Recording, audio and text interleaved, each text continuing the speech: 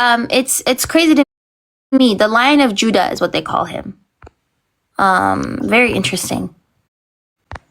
Hold on. And the history behind that is like absolutely crazy. If you look to, if anyone like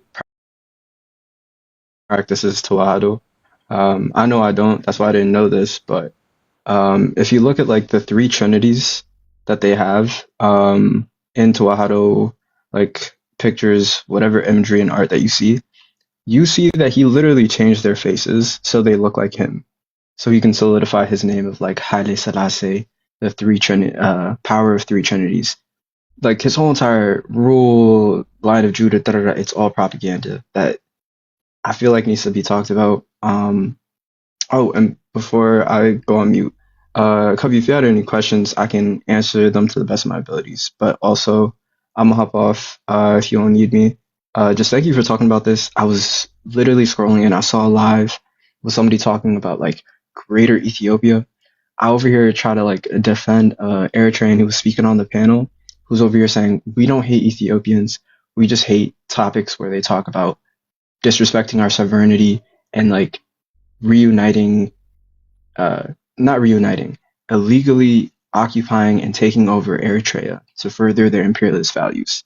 I got muted and I couldn't even speak in the comments. So thank you for talking about this. Yeah, of course. I think it's a very, very important day, and I think like we should all talk about it to like honor the sacrifices of all of our ancestors, you know? But I appreciate you for coming up. I was really excited when I heard that your grandfather was in the parliament. So yeah, hope you have a good day. You too. Also, I have a picture of like I think his name is the guy in the he was the guy in the UN who was like helping Eritrea, well, advocating for Eritrea's independence. But thank you, Cubby, for having me. Cheers. Hope you have a good day. You too. Oh no, I'm so sorry. I dropped you. My bad. Yeah. So like Haile Selassie, right? After like the Eritrean assembly like actively became dominated by increasingly like pro-Ethiopian unionist members, so like Antinet members, it was actively being manipulated by the Ethiopian authorities, right? So like the British diplomats at the time, even British diplomats who were enemies of Eritrea, by the way, even they and observers at all noted that like Ethiopia was actively engineering a situation where like the federal government in Ethiopia could command a majority in the assembly that would be favorable to like dissolving the federation, right? So what happened was, right? So like in December 2nd, 1950, the United Nations kind of like, voted in Resolution 390A, which established like a federation between Ethiopia and Eritrea under the sovereignty of the Ethiopian crown. Oh, no, I don't want to co-host. In 1952, the Eritrean constitution was adopted, specifically on July 10th, by the assembly, which granted kind of internal autonomy and democratic rights. Again, the lie was that Eritrea would be able to be democratic. It would have some level of autonomy, even though it's under the Ethiopian crown. Okay, that was the lie of the federation. In August 11, 1952, Haile Selassie ended up ratifying the new constitution. And then in September 11, 1952, the Federation Act was signed, which formalized the arrangement, and the British administration officially ended on September 15, which means the British were like, okay, our job here is done. We will go now. Okay. And their job was literally to, again, why always the British, no offense to anybody who's British here, but why are y'all always at the scene of the crime?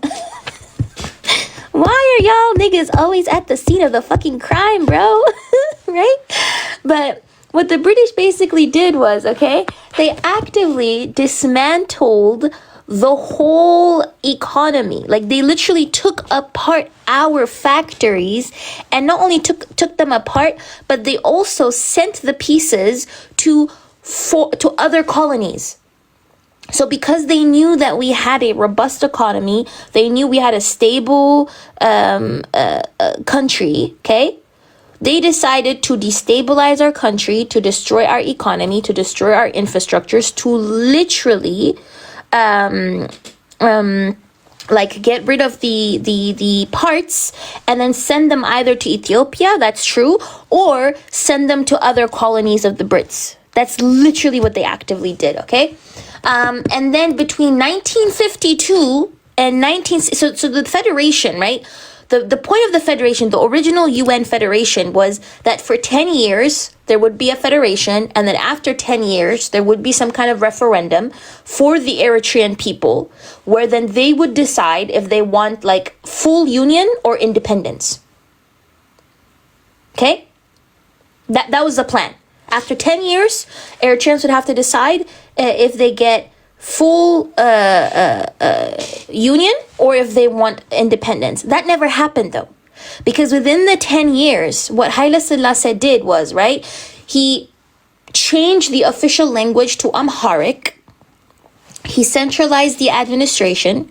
He started dissolving our local institutions. He banned Tigrinya, okay? Like, he banned our languages. He made only Amharic the language. He fired the Eritrean teachers at the schools, okay? He sent in Ethiopian teachers to teach us, like, this pan Habesha, we're all the same people, type of ideology, okay? To erase our identity. So he actively was doing this. He undermined our independent judiciary and legislator, okay? He suppressed our political opposition. He actively was funding a lot of unionist parties. He intimidated us. He intimidated the Orthodox churches. He only pushed for pro-Ethiopian officials as well, okay? He actively completely destroyed everything, okay? So while he was destroying everything, exactly, Sydney, he even prevented us from having, like, our flags. Literally.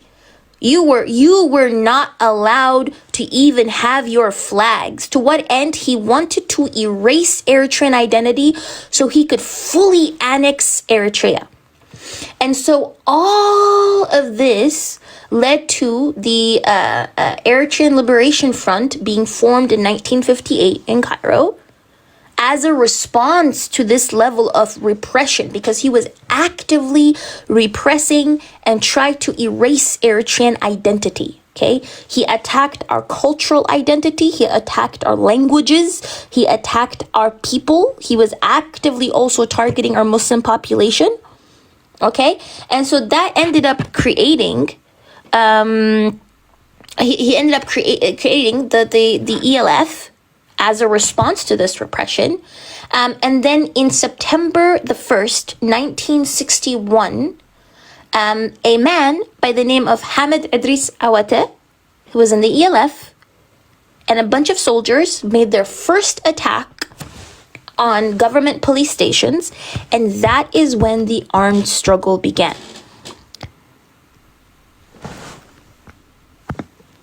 بعرف خليهم يا أيوب. There's, like, more important things to do than gossip, you know? So yes, that's Haile Selassie. And the reason as to why I picked this photo, by the way, and not a photo of him being buried under a toilet, because he was buried under a toilet. I wanted to pick that photo. I was very close because, you know, I was very close. But instead, I picked this photo to show his expansionist goals. Because look at the map. Look at the map in front. The map, literally, the map card shows all of Eritrea and all of Somalia incorporated into Eritrea, into Ethiopia. So he wanted literally to change the whole Horn into becoming Ethiopia. That is how expansionist this man was. Yes, it is 100% true. He was buried under a toilet. I'm not actually joking. I'm for real serious, okay? He was cooed by the Dirk, okay? So, And then in November 14, 1962, the reason that's why I'm talking about this is because November 14, 15, 16 were very, very important days. Okay? It was under a toilet, not Mengistu's desk. So, November 14, 15, 16 are very, very important days. So November 14, 1962, the Ethiopian Chamber of Deputies and the Eritrean Assembly were literally forced. There were Ethiopian officials outside the parliament building. Okay? They were forced to vote to abolish the federation and dissolve the Eritrean parliament. That's the issue. This guy actively violated the federation because the federation literally stipulated that he had to respect the autonomy of Eritrea. He didn't do that. He disrespected it from the get-go by actively trying to ban our language, our culture, our identity, every single thing, and by absorbing us into Ethiopia, okay? And in November 14, literally, the Eritrean Assembly was forced. There were some unionists there, yes, but there were literally Ethiopian police outside or soldiers outside the parliament and literally under threat of gunfire. They were forced to vote to dissolve the Eritrean Federation. And then November 16, Ethiopia officially annexed Eritrea, and Eritrea was not only absorbed into Ethiopia, successfully colonized by Ethiopia, and also just became a province. And he famously even said he didn't care about Eritrean people, he just wanted the land. That's the same thing also Mengistu said, by the way. Both Haile Selassie and Mengistu, both of them said they did not give a shit about Eritreans. Even if all Eritreans died, they didn't care. They just wanted the land. Because the land gave them access to the Red Sea. And that is what the Americans wanted as well. The interest, because somebody in the chat asked me, what were the interests, I think, of the Americans. The Americans wanted to... First of all, let me show you guys this, okay? So this is the military station that the Americans wanted to save, okay? It's called this one. I know Wikipedia is shitty, but I'm just showing you the name so you guys can research it yourself. CAG News Station. Screenshot this. This is the US base that they wanted to protect, the Americans, okay? This was their interest. They wanted CAG News Station and they wanted access to the Red Sea. This is the reason as to why, literally why, the Americans, like the American government, knowing full well that Eritreans wanted their own country, said that they would advocate for federation because this goes to the interest. This CAG News Station, by the way, this station was helped America during the Korean War. It also helped America help Israel during the 6-Day War. So this was a very, very important telecommunications base. Geographically, it was perfectly located. Geographically, it was very important. And also, it actively helped the Americans. Another thing that was also in Eritrea that they wanted to keep, by the way, was, hold on.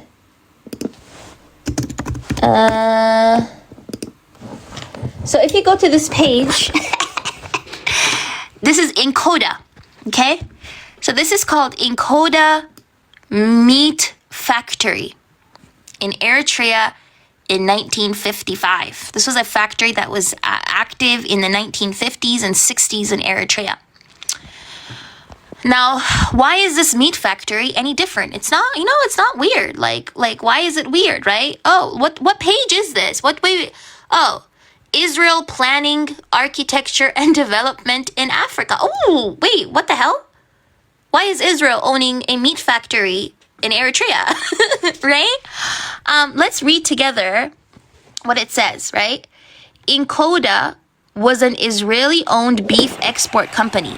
The company was used between 1955 and 1964 as a successful commercial front for intelligence in Africa. Oh, thank you, Seven. I appreciate you. Yossi Harel, a former military intelligence officer. This is the Israelis themselves saying that, by the way. This is not some conspiracy website. This is the Israelis themselves, okay? So, it says here, former military intelligence officer managed the... Why is a Mossad agent managing a meat factory? Hi, babes. Hi, Seven. Why is a Mossad... Why is a Mossad intelligence managing a meat factory in Eritrea? Like, what? Okay? What does it say here? A former military intelligence officer managed the Inkoda factory in Asmara, Eritrea, at the time under Ethiopian rule. One of its directors says Inkoda was a station for Israeli intelligence in Africa. We had a huge arms cache. It was there when we arrived. We just served as the cover. There was a military delegation, and they did their correspondence through us with Israeli spies in Arab countries as well. We were only a cover in Mossad deals. This is something that they're saying, by the way, okay? This is not some conspiracy page. This is something that they are openly saying, okay? That this was a cover for Mossad deals. When they had to send somebody to an Arab country, they did it through us, which means not only was this an intelligence for the rest of Africa, they used this meat factory to send spies to the Middle East, okay? We transmitted mail to spies in Arab countries in our ships. Now, pay attention to the ships here, okay? Focus. Ships, meat factory. Now, let me show you something.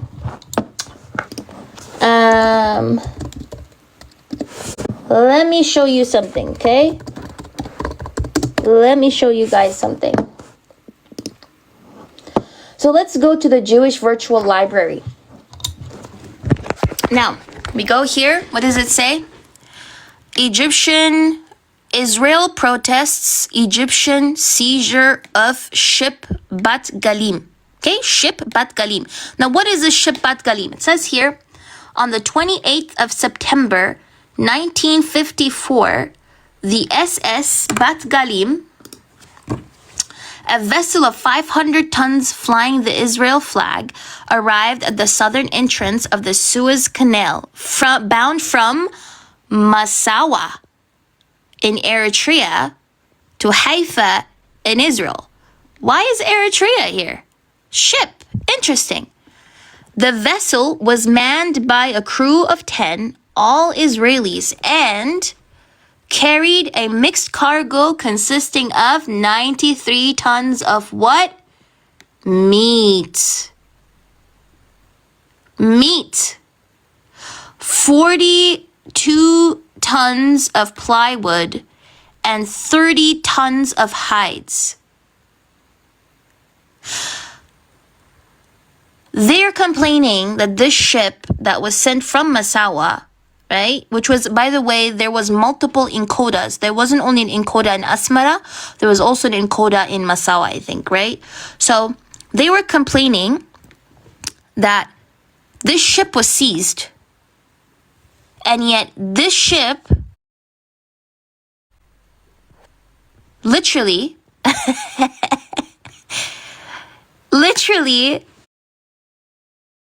is what they're saying here. We transmitted mail to spies in Arab countries in our ships. Okay? Why am I hyper-focusing on this? I'm showing you guys how Eritrean genocide was enabled because of people who just wanted to use our land for their own gains. That's why I'm hyper focusing on this. I'm hyper focusing on the fact that the Americans, the Brits, the Israelis, the West in general, actively helped, aided, and abetted the Eritrean genocide because they wanted to use our land and our waters. So basically, they were effectively, playing chess, and we were just nothing more than the chess pieces. Right? The Red Sea, exactly. They were using the Red Sea. And that is precisely why they helped this man, Haile Selassie, literally annex our country. And that led to a 30-year-long genocide of our people. 30 years. Can you imagine that? They could not have done it with an independence because they were too scared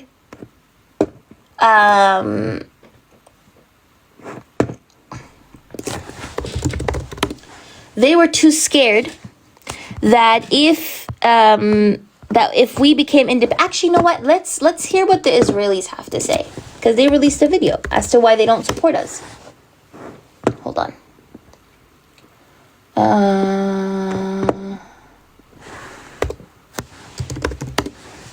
Hold on. Where is it? Give me a second. Let's hear what the Israeli defense minister has to say. So this is the Israeli defense minister himself. Okay, let's hear what he has to say as to why he supported Ethiopia's genocide as to why Israel supported Ethiopia's genocide of Eritreans. But the Israelis are not just... Hold on 1 second. Let me make it a bit louder. Hold on. Thank you for the gift, Jesse. I appreciate you so much. Thank you so much. Because you guys don't believe me, right? You're saying I'm cuckoo. So let's hear what the Israeli defense minister back then, as to why he helped Ethiopia. But the Israelis are not just helping out a natural ally against a common Arab enemy. At stake for them is the Red Sea coast. If Eritrea becomes independent, Ethiopia will lose control of its ports, Assab and Massawa.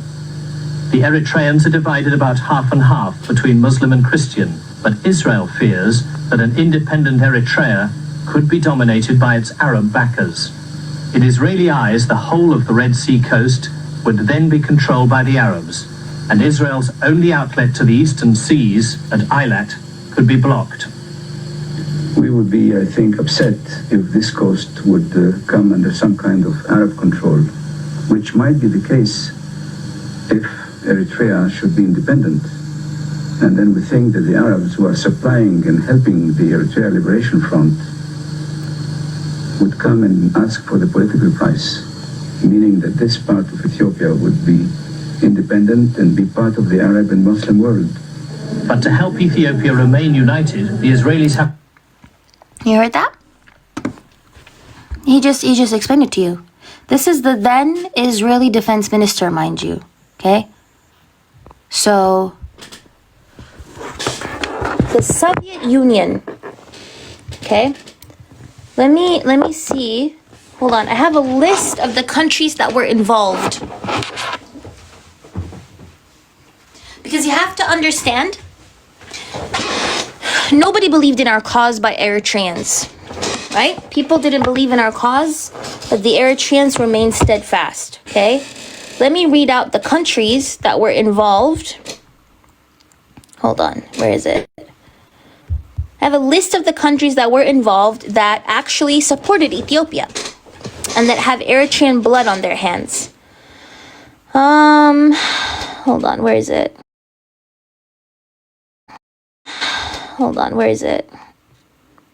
Give me a second. I had a list here that I wrote.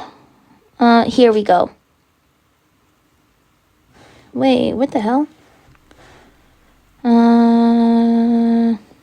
There we go. These are countries that funded, diplomatically supported, and or trained Ethiopian regime fighters during the Eritrean armed struggle and genocide. Pay attention, okay? These are all the countries. America, Soviet Union, China, Israel, British Empire, East-West Germany, Cuba, African Union, Italy, France, Nordic countries, Czechoslovakia, Poland, Bulgaria, Romania, Yugoslavia, North Korea, Iraq, Syria, India, South Yemen, Vietnam. All of these countries, yes, the African Union sided with Haile Selassie because they had a policy that they did not agree with separatism. They wanted to keep the borders how they were, and therefore they disagreed with separatism because they thought that if Eritrea would separate, then all these other separatist movements would want to also separate. So they did, yeah. They didn't agree with Eritrean separation, right? And the thing was, people knew that this was a campaign of annihilation. How did they know? I have sources here. Give me a second. Where is it? I have sources here, okay, where even, I think it was the Arab Union, if I'm not mistaken. Where is it? Give me a second. Hold on.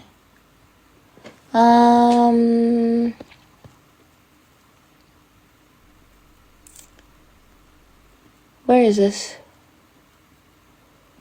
There we go. So the Arab Information Council, everybody knew what they were doing.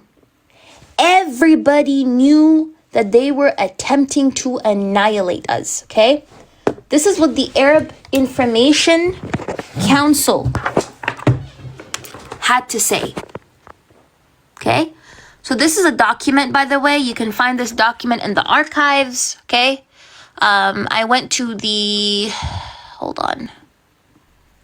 If you go to the Arabian Gulf Digital Archives, I'd highly, highly recommend you guys go to these different archives, okay?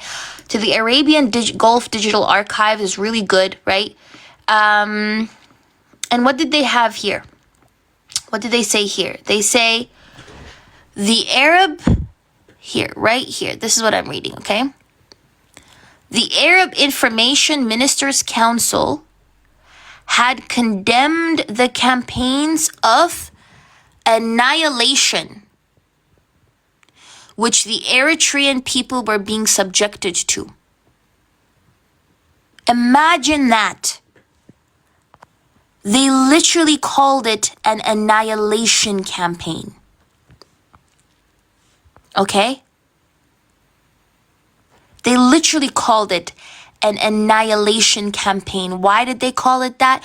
Because they knew whether it was the Haile Selassie regime, whether it was the Derg, they wanted to annihilate us. They wanted to eradicate us. Okay? How did they want to eradicate us? Literally, there is a table. Hold on. There is a table.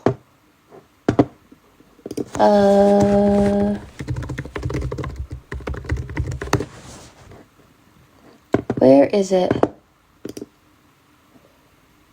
Here we go. Hold on. Wait, this is...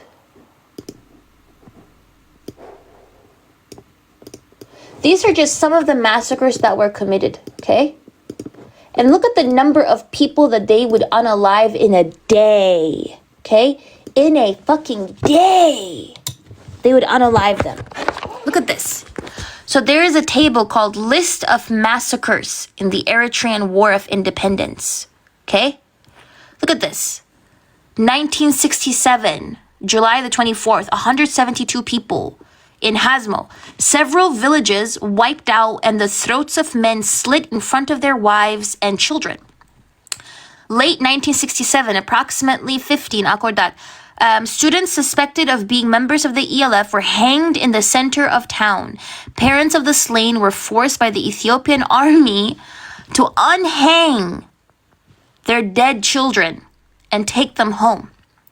6th of August 1970, Misyan, Ethiopian army entered the village, unaliving all civilians, men, and burning down the village totally.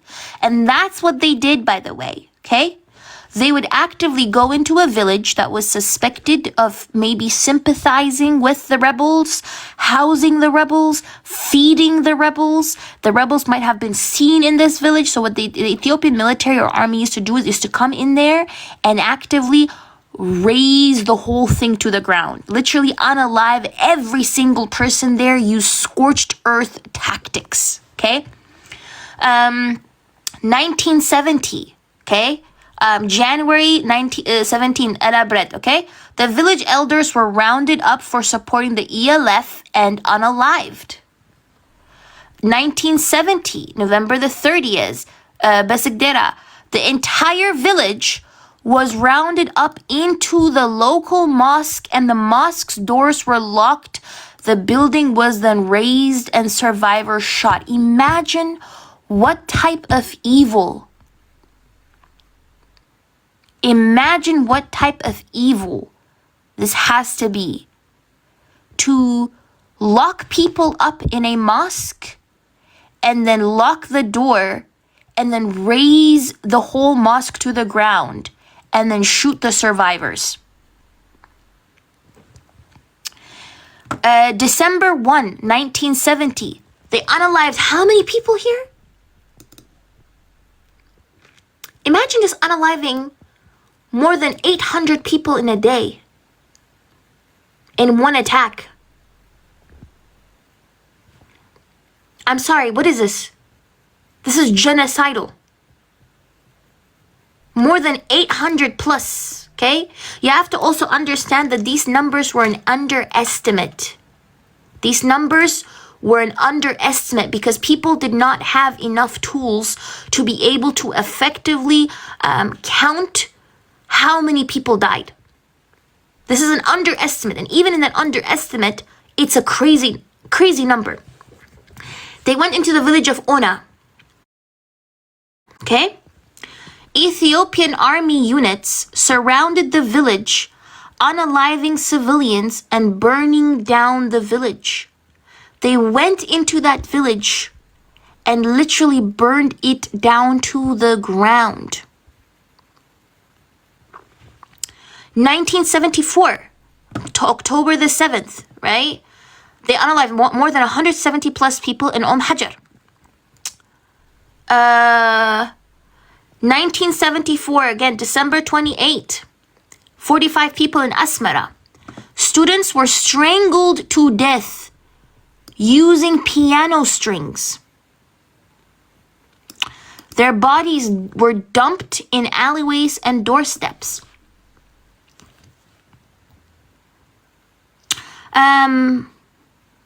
If my mother can, she will tell you the story of her literally finding her cousin in one of these ditches. Her cousin was a young, beautiful female student who was targeted by Ethiopian soldiers whenever they would get angry that the Eritrean rebels were gaining momentum. They would especially go to Asmara and just unalive people. Okay? And her cousin was one of those women, young women, who was unalived and found in a ditch. May her soul rest in peace. And my family, my mom's family were not even notified. They were not notified officially. They were just told by neighbors, hey, your cousin is literally there. And they had to go and they had to pick up her body and clean her. And they had to bury her, okay? Because, like, she was just thrown in the ditch. Because that's what they did. They would unalive people and just throw them in the ditch. Especially they would target young students. And they would just throw them in the ditch. 1971, approximately 17 Karen. Students and youth suspected of supporting the ELF were publicly executed by hanging. Family members were forced to attend the execution and cut down their children from the noose. Imagine the different level of barbarity when you are having family members not only witness their children being unalived and punished, but also actively at the same time having to cut them down, take care of the children themselves. This one is crazy. 1975, February 14. 3,000 people in a day or two. How do you unalive 3,000 people at once? How do you unalive 3,000 people at once? I don't know logistically how they're able to unalive 3,000 people in like a day or two. Asmara and surrounding villages. Shortly after an EPLF attack on two Ethiopian divisions, Ethiopian troops fire upon civilians gathered in churches, homes, and schools, and they unalive 3,000 people. How do you unalive 3,000 people and not consider, I'm so sorry, Ayub, Allah yarhamhum, may their soul rest in peace. How can you unalive this many people in like a day or two and not call this a genocide? 1975, 80 to 103 people, Wakiduba. During an engagement with the EPLF and ELF, the Ethiopian army attacked the church where villagers had taken refuge. Imagine attacking a church where people were taking refuge. The massacre is known in Eritrea as the Black Saturday. 1975, September the 3rd, 258 people in Agordat. After several ELF attacks on the town, the Ethiopian army retaliated on the local population. And this is what they did. They had a phrase, by the way, that they were using, okay? The phrase that the Ethiopian army was using was, you have to get rid of the grass in order to get rid of the pests. That was the phrase. You have to get rid of the grass in order to get rid of the pests. The pests in this case were the Eritrean rebels. The grass was the Eritrean civilians. So they knew that in order to get rid of the rebels, you have to get rid of the civilians. And that's why they were actively unaliving all of these people. Why am I going into detail about the civilian cost? I'm showing you how all of these countries, the countries that I listed off, all these countries did it so they can get their army base, so they can get access to the Red Sea. And they did not care how many people were dying. When they were helping Haile Selassie and when they were helping Mengistu Haile Mariam genocide our people for 30 years, they did not care about at the human cost. They only cared about getting access to the Red Sea. They only cared about keeping their army base. They didn't care. Because while the Ethiopian military was doing all of this to us, okay? Do you know who was giving them the bombs? You know who was giving them the weapons? You know who was giving them the cluster bombs? You know who was flying their jets? I'll get to that. Okay? Israel was also involved, yes. Here, Hargigo, okay? 1975, 235 to 470 people. They unalived in Hargigo. August 1975, again, 250 people Hajar. The villagers were machine gunned in front of a river to prevent escape. Imagine how dark you have to be to just unalive these many people. 1976, December 30th, 105 people, Hargigo again. 1985, 39. April 1988, 3. 1988, 5, unknown. 1988, again, more than 400 people. What does it say? The dead were mostly women and children, as the men had moved to the towns to eke out a living for their impoverished village. And what the crazy thing is, hold on. Where is it? In this particular village, here, Shep, they literally run over people with tanks. They tied people together, and then the military ran over the women and children who were in Shep with tanks. They run over their body with tanks. And that military weaponry was literally given to them by the West. It was given to them by the Soviet Union. It was given to them by Israel. It was given to them by East Germany, by West Germany, by America, by France, by the UK.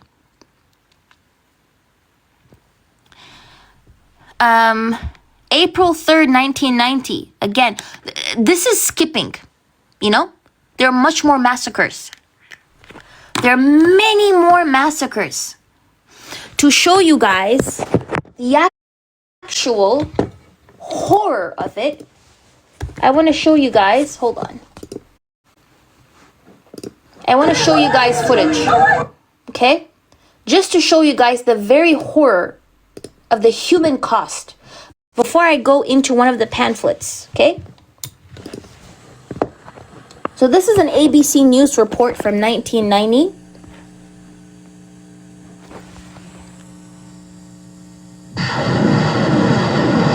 By the way, Eritrea did not have a military. Just wanted to remind you of this. It didn't have a military. These were just rebel fighters.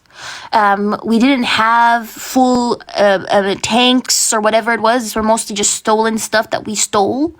The EPLF was to 80% of it funded by the Eritrean diaspora.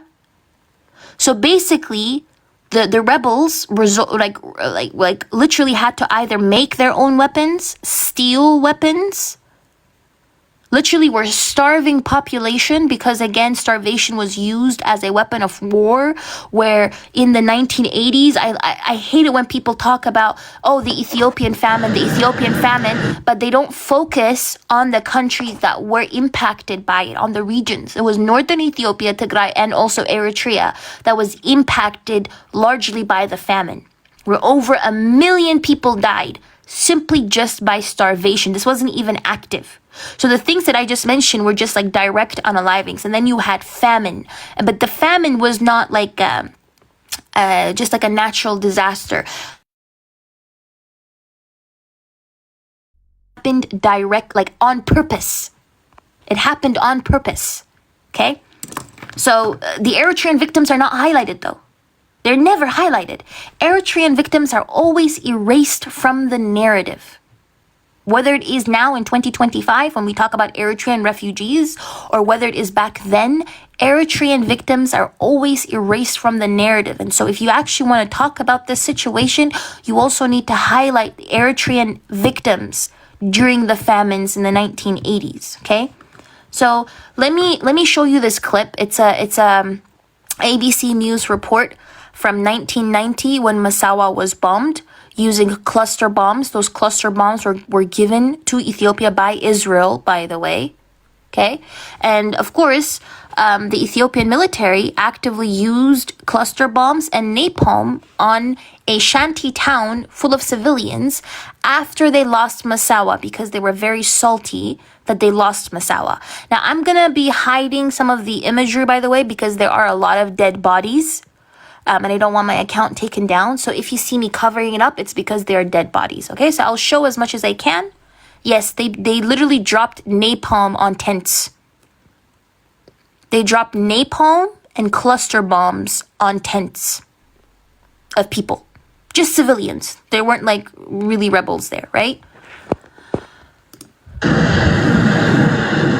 It is a war without mercy that has been raging for nearly 30 years. These jets, by the way, were mostly given to it by the Soviet Union. So anybody who glorifies the Soviet Union, just know that the Soviet Union actively participated in the genocide of Eritrean people. Threatens the lives of millions of people. But only rarely does the outside world get a glimpse of the struggle. Oh. Tonight, dramatic footage of the Ethiopian army's grim path of destruction through its rebellious northern province of Eritrea. A report from the front lines tonight. I'm also going to hide the weapons, by the way.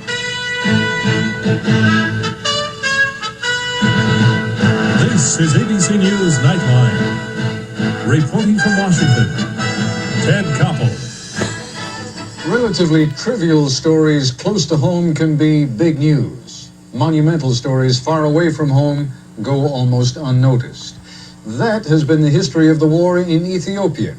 By any reasonable standard... Now, this video itself does a lot of erasure. When he says in Ethiopia, he means in Eritrea. But back then, they're just using the word Ethiopia because Eritrea, unfortunately, was still occupied by Ethiopia. Okay? So this within itself, this is from 1990, so Eritrea was still not independent, so that's why he's going to say Ethiopia. But when he says Ethiopia, he means Eritrea, by the way. ...of humanity, it ought to be leading our television newscasts. It ought to be plastered across the front pages of our major newspapers and magazines. But the war and the suffering it has produced are like a silent scream. It doesn't disturb our tranquility because most of the time we neither hear it nor see what has produced it. A Canadian television documentary producer, Ivan Patry, has made it more difficult for us to claim that we could not know what is happening in Ethiopia. You're about to see and hear the face of war as you have rarely seen or heard it before.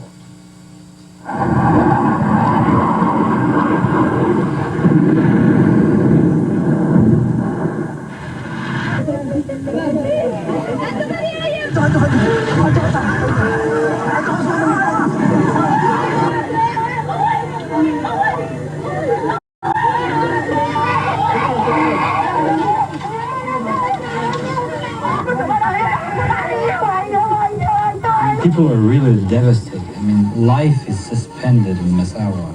Fury is everywhere. Death is everywhere. The smell of it, the psychology of it. Did you hear what he said? He said, death is everywhere, the smell of it. People going crazy in front of the camera, you know, because literally the pain has been too much.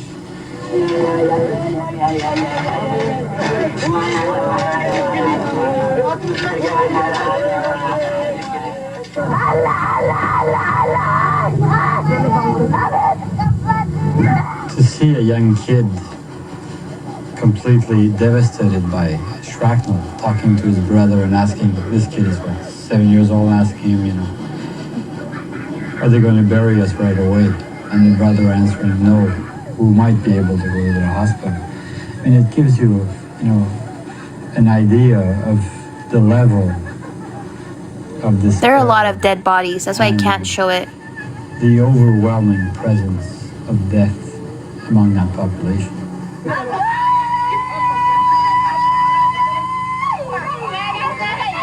Napalm has been used quite extensively in Eritrea in the last years. In this shanty town, the napalm completely devastated the two bombs, one more in like population. Wait, I can't.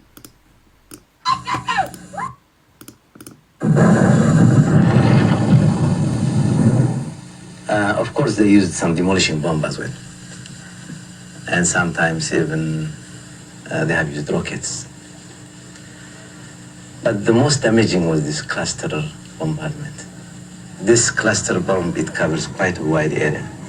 It has very sharp shrapnels, and the shrapnels propel in a horizontal way, so it can get people who are lying down on the ground as well. There is no point in bombarding this town except unless you want to kill children and women. That's the...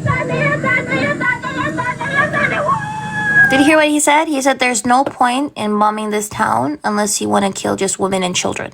Because this was literally a shanty town. So what do you think was the purpose? Why bombing specifically this? It was a shanty town. He wanted to terrorize the population too. The people do not know air raid. And he wants to make them, he wants to shock them. But at the same time, the Ethiopian government denies they had bombed. Yeah, I've heard through the radios that they have denied that. And the Ethiopian military denied it. This is the level of gaslighting. You can literally see this footage, and they're actively denying the fact that they even did the attack. Right? Pure gaslighting. I don't know whether he cry or laugh, I don't know. Besides unending war, both Eritreans and Ethiopians have had to deal with severe droughts and famine in the last 5 years. Since 1984, close to 1 million people have starved to death in this country. Close to 1 million people have starved to death. Except from shipments of food from the United States, like these bags of grain, the number would have been even higher. Yes. But food is also a weapon of war. Food is a weapon of war. Only through starvation, 1 million people died. So when we get rid of the airstrikes, when we get rid of the torture campaigns, when we get rid of the active unaliving, okay?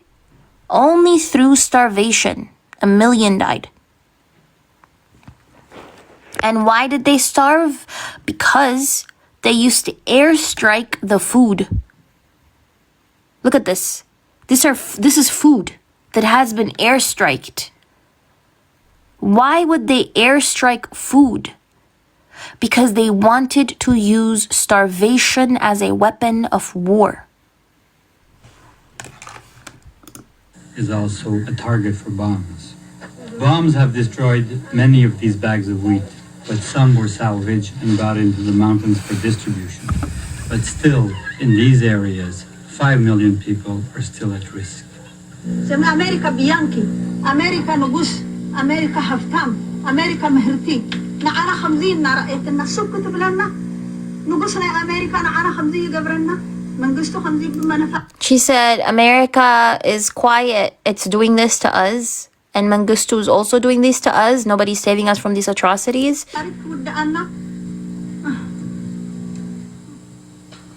When we come back, we'll talk with the journalist responsible for the remarkable video you've just seen, Canadian documentary producer Ivan Patry. Ivan Patry picks up his story with the battle for Massawa and its impact. Massawa is the central port of all Ethiopia. It's one of the major ports in Africa. And for the first 48 hours, it was... How are you going to attack a people like this who don't have a military? The Eritreans did not have an air force. They didn't have a military. They were just a bunch of guerrilla fighters. And you're attacking them like this. Very heavy shelling, heavy fighting. Several thousand people were killed. The fighting lasted 3 days. And they finally took the town. Look at this. Captured. Did you guys see that? Look at the level of destruction and smoke. Look at the level of destruction and smoke. Captured 8,000 POWs, prisoners of war. One of the central warehouses, Ethiopian Army warehouses, had like 50 tanks in them. You see all the tanks. The basic pattern of the war for the last 2 years has been the following. The Ethiopian army has been losing ground on every front. But because of their superior air force, their only way of retaliating is hitting civilian targets in cities and in the countryside. Military man against military man, then it's okay. That's justifiable. But hitting the civilians and the civilian targets by napalm bomb and by bombarding them, I think it's not justifiable, and that's inhuman. You see all this weaponry in the midst of drought, famine, massive civilian population being dislocated by war. People move. This is what they used to do. They used to hide in caves, by the way. Like, you see how these people are hiding in caves? This is how they used to hide all day from the jets. Population being dislocated by war. People moving everywhere. Nomads on camels going through areas of cluster bombs. Tank cemeteries everywhere, you know. So basically, life is going on, but on a so weak lifeline. I mean, you just wonder how these people can still survive in these conditions. You hear what he said? He said, you wonder how these people could survive in these conditions. You wonder how these people could survive in these conditions. It's crazy that he said that. Described as the world's most destructive battleground. Edie Magnus narrates this report. Army surrounded in the breakaway province of Eritrea. CBS News has obtained new pictures from what U.S. officials describe as the world's most destructive battleground. Edie Magnus. And why was it destructive? Why was it the world's most destructive battleground? Because it was literally funded and supported by all the countries that I mentioned. All the countries went in there, literally participating in the genocide of Eritrean people. That is why in 1990, it was the world's most destructive region. Narrates this report. These are the killing streets of Ethiopia's civil war.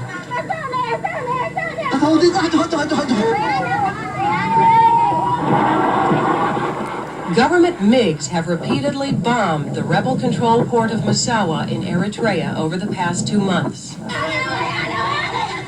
The timing of this one was particularly vicious. It was just after dusk when people thought it was safe to be on the streets. There is no point in bombarding this town except... Yeah. So again, all of this goes back to this man. All of this goes back to this man. Think of the chess pieces, okay? Think of the game. Haile Selassie comes back. He wants to claim Eritrea. He gets the backing of the West. Decides to annex Eritrea. And decides to trigger a genocide and an armed struggle that lasted 30 years. Who is he? This guy is Haile Selassie. He was the emperor of Ethiopia. He was the emperor of Ethiopia. He was the man who forcibly annexed, occupied, colonized Eritrea with the help of all of these people. Right? He was the emperor, exactly. He was the emperor, exactly. Right? Look at these. Hold on, let me show you this part of the video, okay? Even typhoid. Nearby, a desperate even tigers carry a people's victory point for internet. 12-year-old Mahmoud had his leg nearly severed at the knee. This is what this man costed. In another room are those hit by cluster bombs. 12-year-old. This is what this man caused. And the West and everybody else who allied did not care at the amount of people that they were killing. Mahmoud had his leg nearly severed at the knee. In addition to destroying lives, the bombs are destroying food. Tons of it lie buried and smoldering in the rubble. The Massawa port on the Red Sea is a critical entry point for international food shipments intended for as many as 5 million people throughout Ethiopia in danger of starvation. With the port destroyed, the only other viable supply route is through neighboring Sudan, But people fear the convoys will bring too little, too late. It's awful to think of food lying in places and not able to arrive to the people. Sister Bernadette treats the malnourished in the province of Tigray. This man walked for 8 hours carrying his 9-month-old son to get help. And dozens more need treatment, suffering dysentery, scabies, even typhoid. Nearby, a desperate woman searches for wild grass seeds for her family, the last step before starvation. Perhaps the most haunting symbol of the chaos lies hidden on the site of a former... Look at this. A box full of skeletons.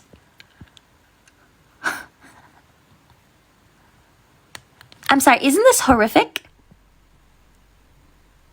Is this not horrific? They found a box full of skeletons. Literally.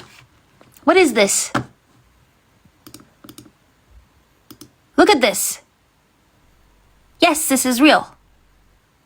A box full of skeletons. How is this, I'm sorry, how anybody sits here and romanticizes the West, I will never understand. How anybody sits here and romanticizes the Soviet Union, I will never understand. Because the fact that they sat here and they funded this shit, they enabled this shit, and they basically got away with it. They didn't even bury the bodies. They just left them there. The Ethiopian military just left them there.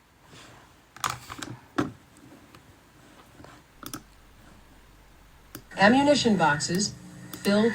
Ammunition boxes. Ammunition boxes full of bodies. Look at this. Look at all of these skeletons. Right? This is the civilized West for you, right? This is the civilized West for you. And where a cry for help seems a cry that no one will hear. What did she say? A cry for help seems a cry no one would hear. Cry for help seems a cry that no one will hear. And why did nobody hear that cry? Because they wanted the Ethiopian military to do what it was doing. That's why. They wanted the Ethiopian military to do what it was doing. They wanted the Ethiopian military under Haile Selassie and under Mengistu Haile Mariam to G-side Eritreans so they can have access to the land. For 30 years, they G-sided Eritreans. If you go online, they literally just have like the death toll as like 100,000 or something like that, right? But if you do a further investigation, about like 10% or 20% of our population was unalived. It's crazy. The amount of people who were unalived. 10 to 20% of the population. Right? And I wanted to go to this. Hold on.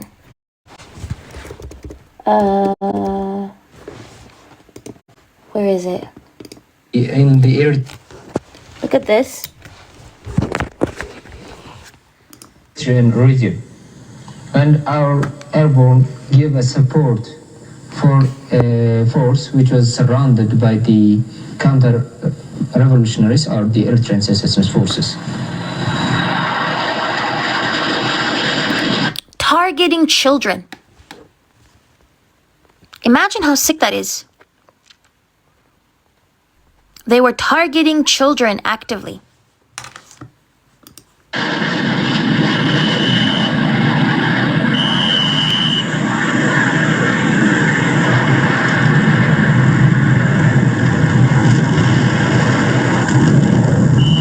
Look at their little bodies. Why is a little child that is this tiny having to deal with hiding from an airstrike?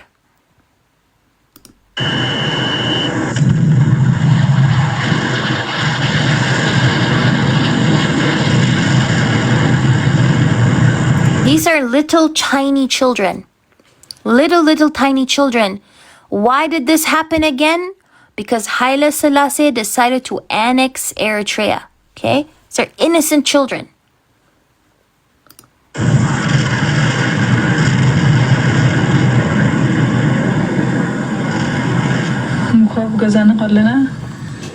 Let's see what she says. We were preparing breakfast when the planes came.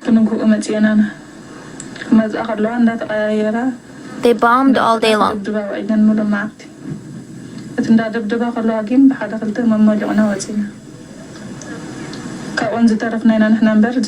Several people were wounded.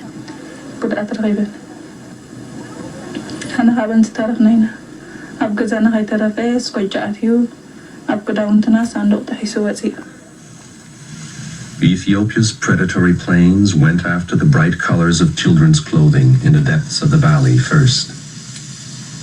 In the midst of the scorched earth... Wait, did you hear what he said? He said the Ethiopian planes went after the children first. What type of sick military targets a people's children? Because if you unalive a people's children, that means you effectively end future generations to come, the future of that country. That's the point. Let's hear that part again, what he says.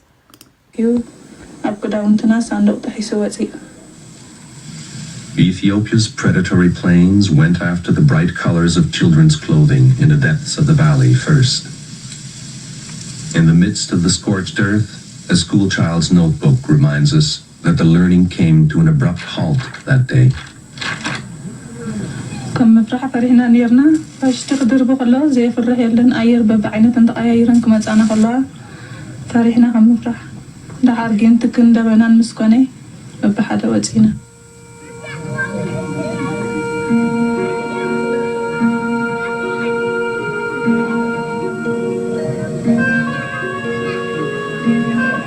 The Ethiopian birds of prey drove men, women, and children into the depths of the caves. Napalm has left long, powder trails in each person's mind, and the fragile horror read on the faces of the children hardens into resistance in the hearts of their older compatriots.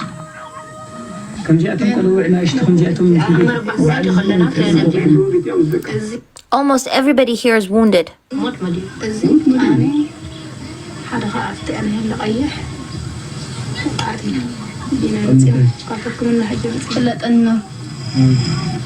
She got shrapnel through her eye. She lost it.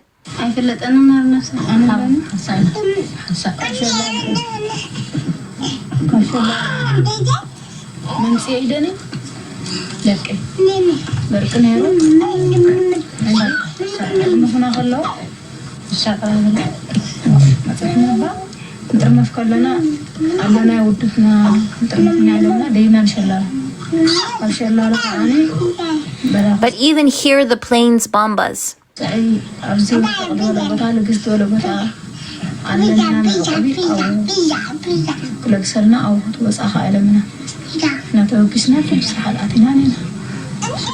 Look at this. You see this? You see this kid who got struck? He's a literal child. Why are they striking a child? Why are they striking a child?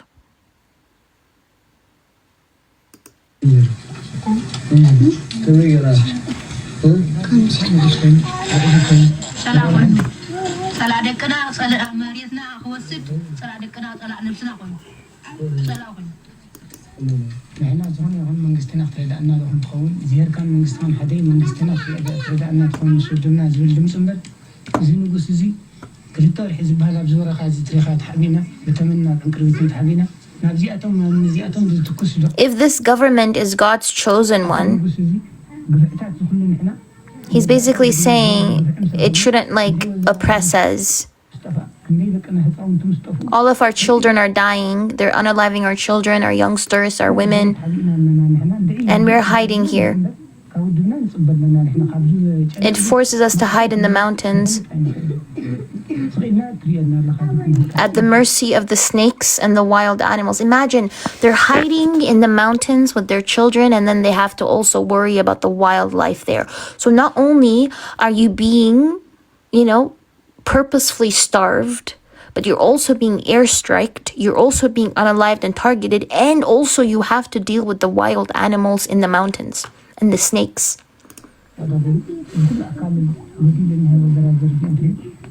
Only a criminal would act that way. He is right. Only a criminal would act that way.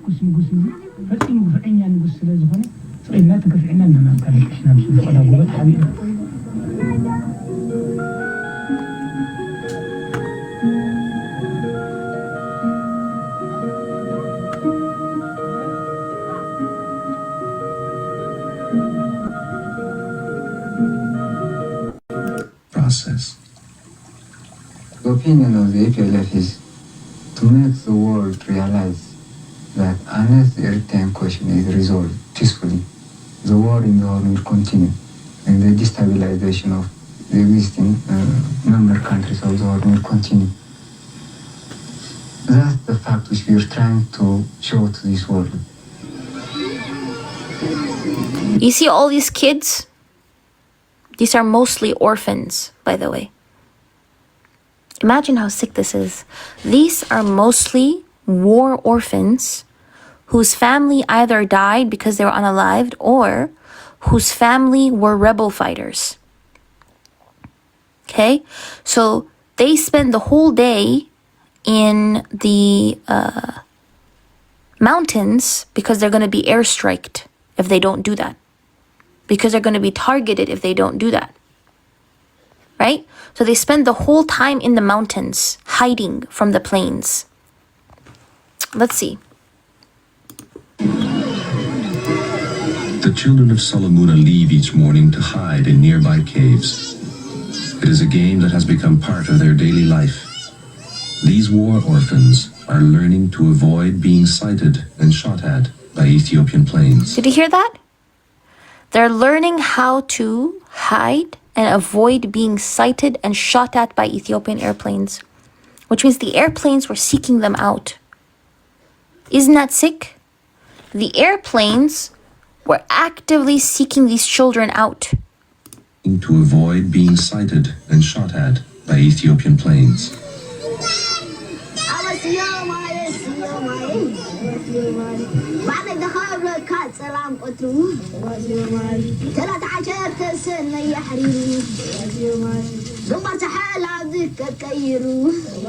Look at this Mengistu, who is the then leader of Ethiopia. You changed the sun into shadows because of the plains, you know? Everything became shadowed. You occupied our Eritrean land.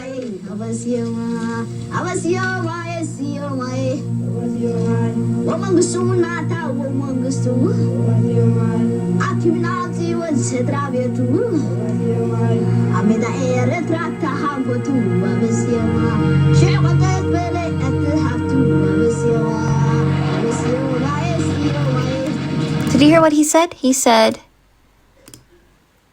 with your birds of prey and your death counselors, don't you know that he who wants to steal this land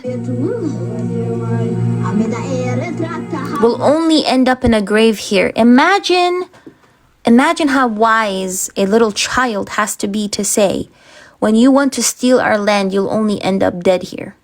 He's basically telling people, whoever comes to steal our land will only find their grave. We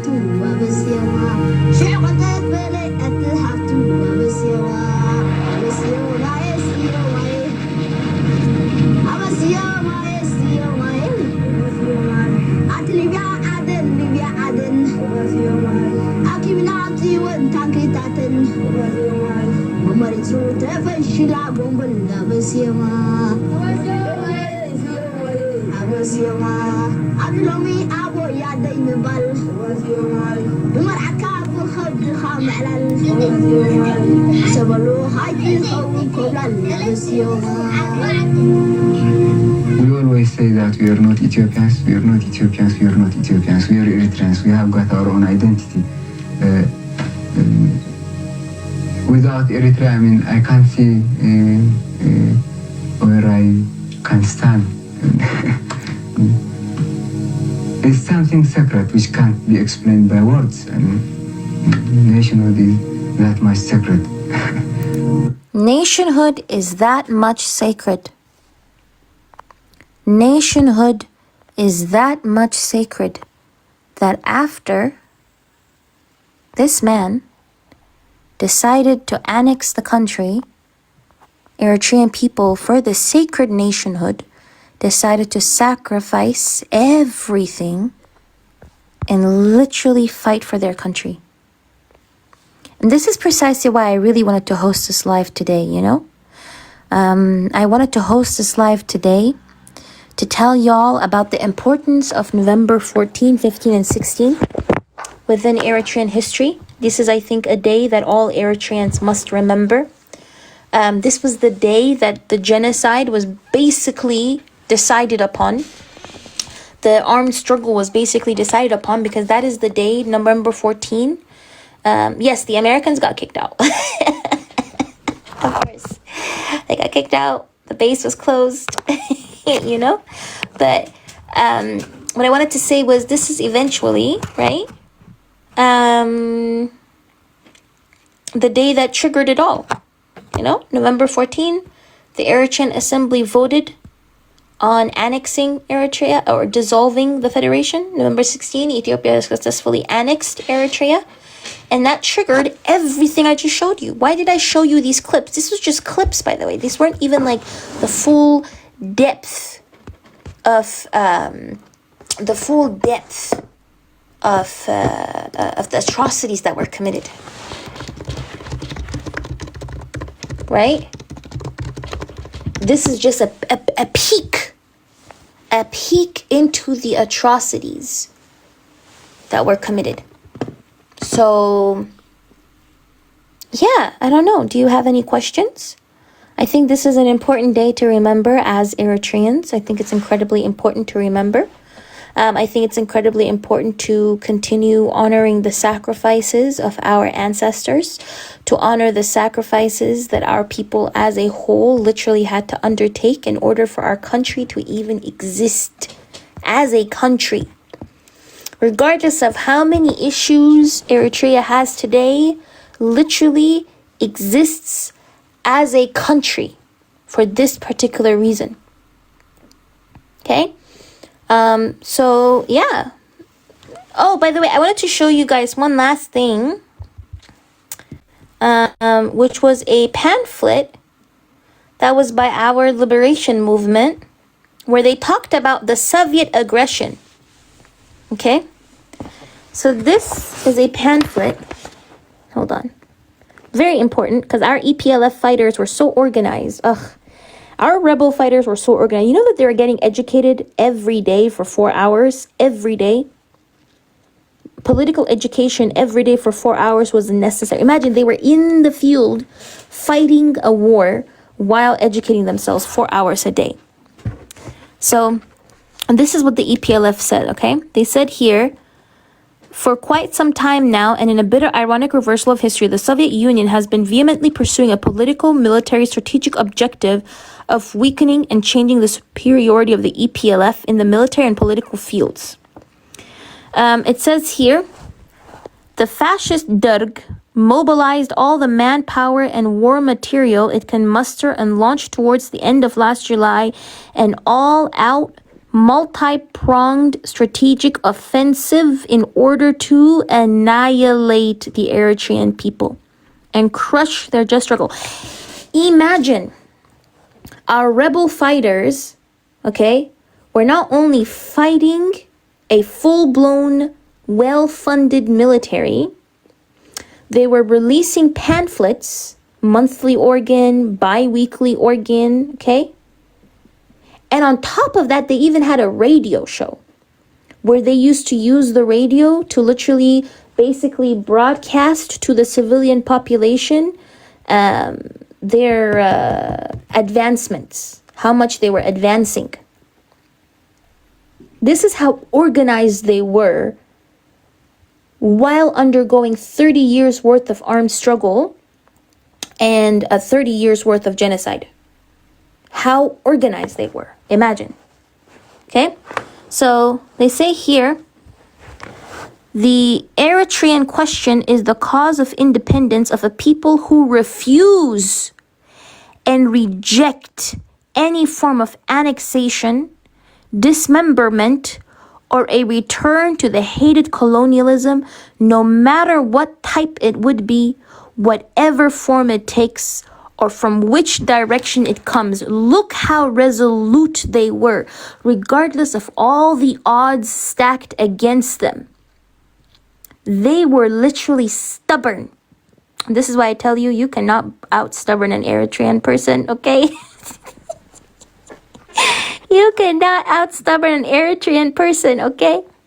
Because literally our rebel fighters were literally outnumbered. Everything all stacked against us. And yet they still said they rejected it, okay? And then what did they say here? The Soviet Union has armed the Ethiopian fascist junta with more than $1 billion worth of highly sophisticated, highly destructive MiG-23 included weapons. They were executed by Soviet war experts and generals. Soviet generals and other high-ranking officers are leading this deplorable offensive. Hundreds of Soviet troops, pilots, and Marine are involved.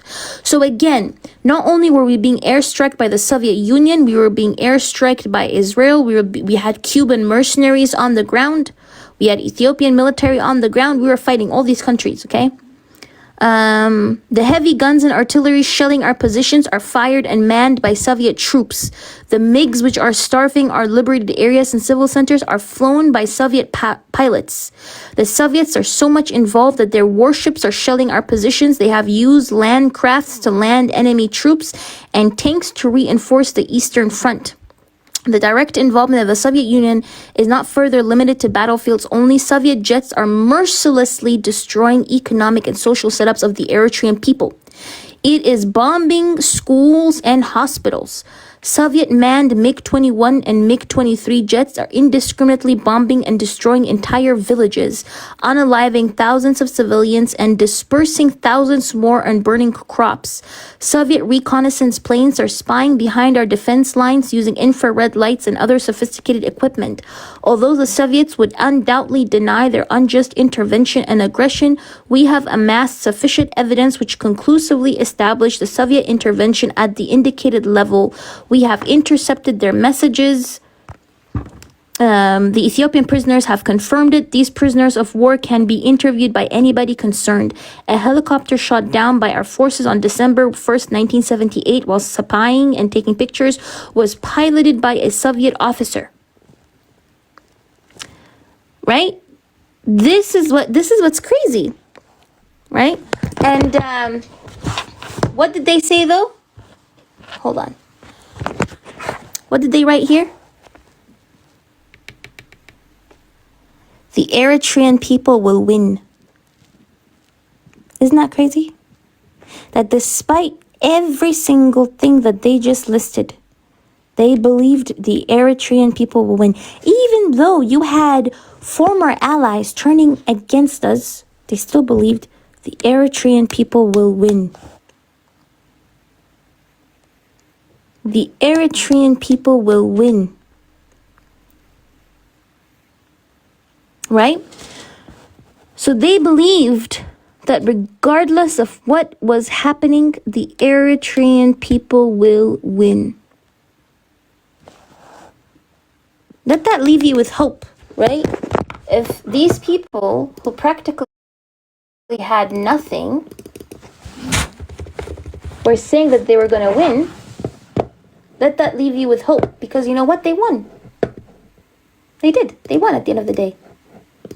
You know? Let me show you a last thing, which is this. I want to show you this interview with a rebel fighter and how he was talking to an Eritrean civilian and trying to basically encourage her. Right? It is inspiring. Exactly. It's very inspiring. And to me as an Eritrean person, it literally fills me with pride. Fills me with pride that regardless of how ignored these people were, they still chose to believe, right? He was buried by Mengistu, which was the guy who,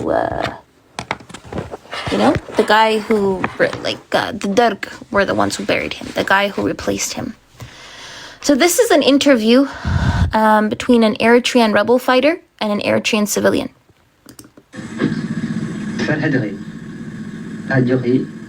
أي تفرحي إذا شجر زي أباخ ترح زورة ده شجر يكونن أملو حزبي إرترا زورة ده شجريو حزبي إرتراون كابتي زلو شجرات حارة نخوص منتي مسلون حرنتون ناسنتون.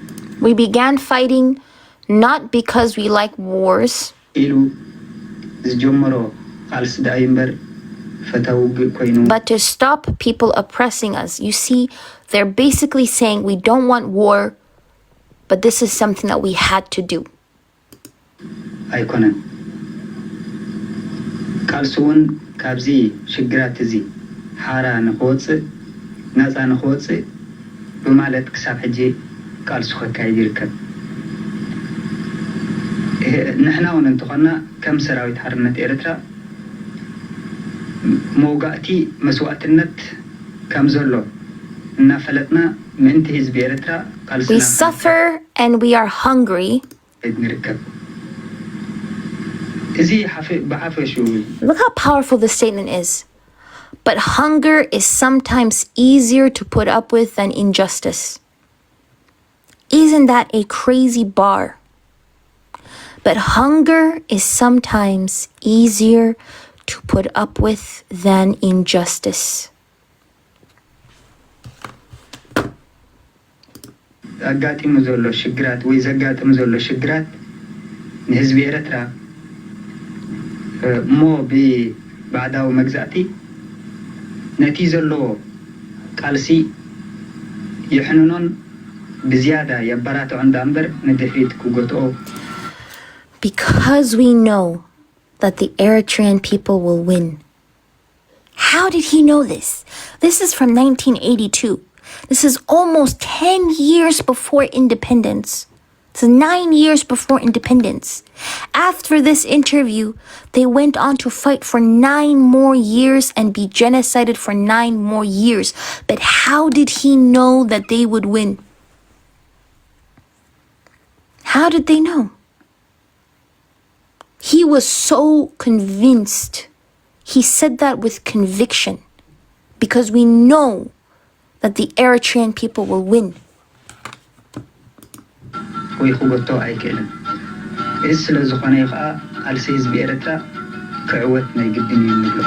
Alsi Hizbi Eritrea كنعوت هنا يو نبلو.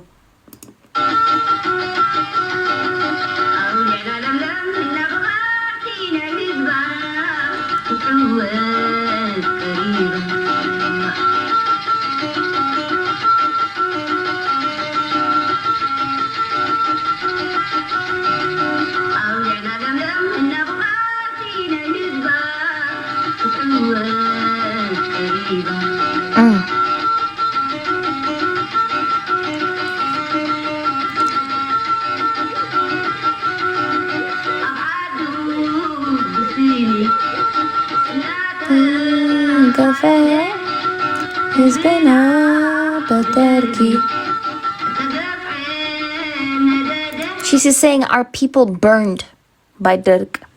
Because that's, the airstrikes, they burned people.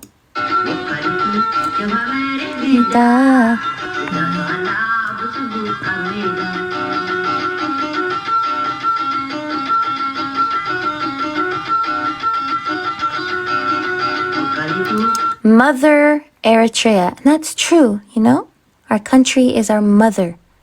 The country that birthed us, the country that continues sustaining us, continues holding on to our culture, has kept us alive when literally everybody betrayed us. So yes, Mother Eritrea, your love and our struggle will bring us together once again under the green olive tree of freedom.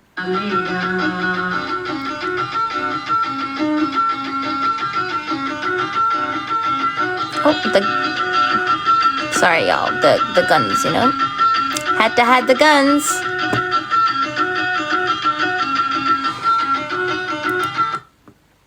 Yeah. I wanted to end it on a better note. I wanted to show you guys that regardless of how the odds were stacked against us, regardless of how much this bitch ass person here, you know, got help from everybody to unalive us. This bitch ass person here, Haile Selassie, how we still prevailed, you know? And that's why when you see Eritreans, we're very, very, you know, we're very, very patriotic for that particular reason. Aw, thank you so much, Nicole. I appreciate you. We're very patriotic for that particular reason. We literally have our flags, our beautiful flag everywhere. We love our country. We're patriotic because we know how much our people suffered and died for 30 years, not only 30, even prior to that, right? Yes, he is looking up at us right now from hell, Haile Selassie is. That nigga, I can't believe he convinced people he was Pan-African. And he, mind you, this man, right? Annexation, yes. Mind you, this man was literally unaliving, like, even other Ethiopians. That's a crazy thing. This guy was literally unaliving other Ethiopians. Like, he was literally he was unaliving the Oromos, he was unaliving the Tigrayans, he was unaliving the people in Gambela region. He was unaliving so many people at one time. Yet he convinced people somehow that he is a a Pan-African king. He's the Lion of Judah. But he was literally unaliving and genociding so many African people. Crazy, right? But I wanted to end it with this song. Of course, every Eritrean here knows this man. If you're not Eritrean, then I'll introduce you to this man. And this guy is called Abraham Afwerki, okay? Abraham Afwerki is literally our Michael Jackson. There we go. I think that would be better. I'll say, you know, he's our Michael Jackson. This guy is Haile Selassie. I don't know why this guy keeps coming back, bro. Get away from here.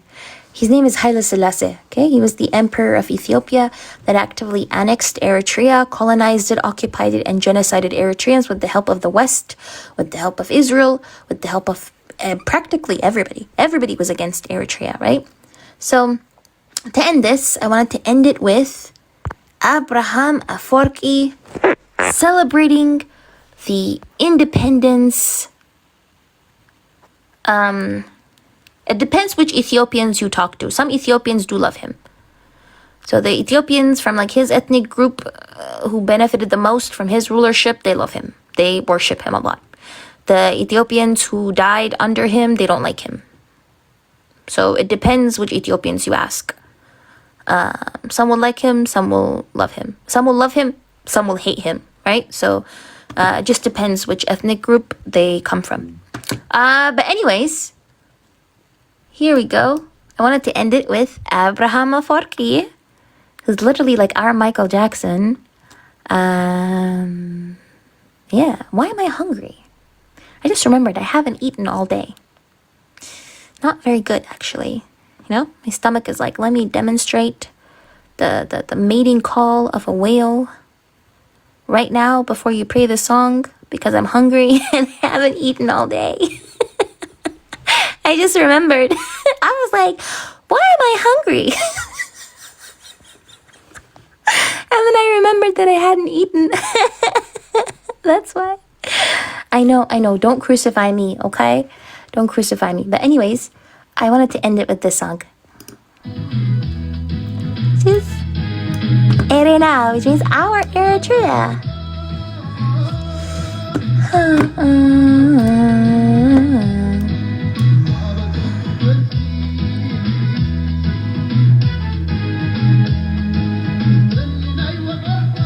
This is like a celebration of the Independence Day.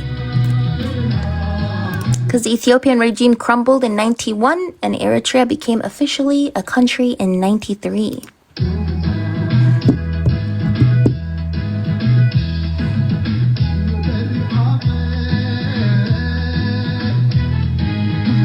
Doesn't this make you happy, this song? Imagine, after all these years of fighting. Yes, it is very recent.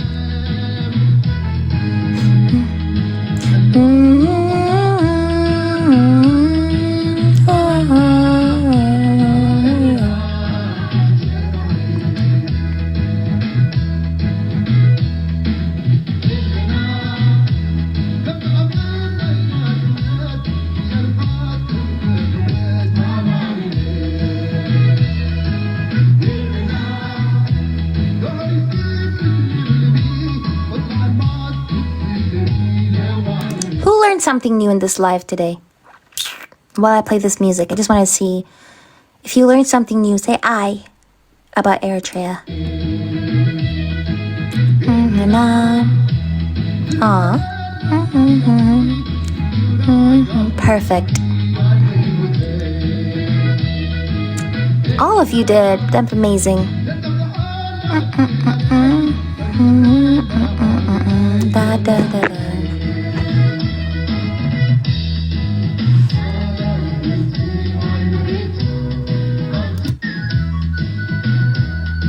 Ah, look how handsome he is. Ah.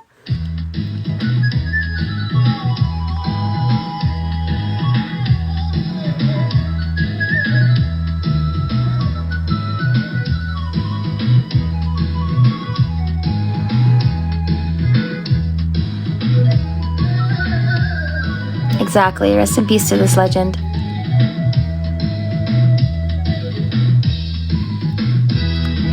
Oh, look how happy he is. Hey, okay. Okay. Gets you dancing. Hey, hey, hey, hey, hey, hey.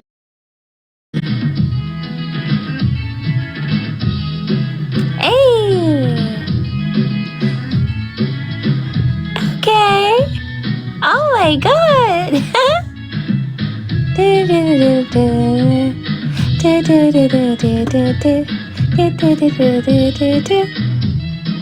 Bam, bam, bam. Bam, bam, bam.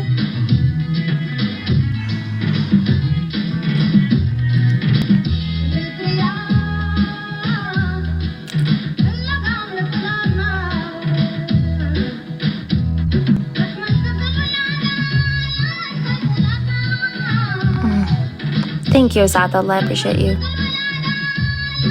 Hi, Yassine. This woman who's singing, by the way, her name is Faitinga. She's a Kunama woman.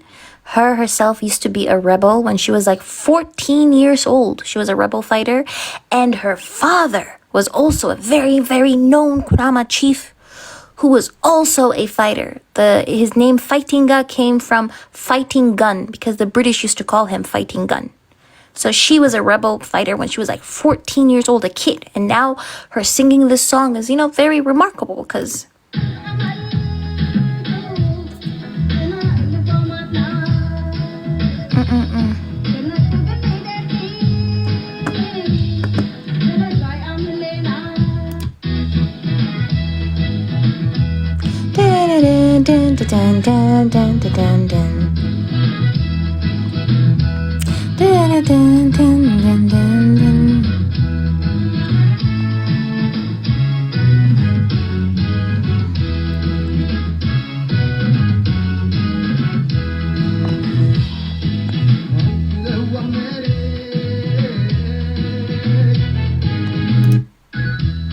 Let's go towards the end. Hey.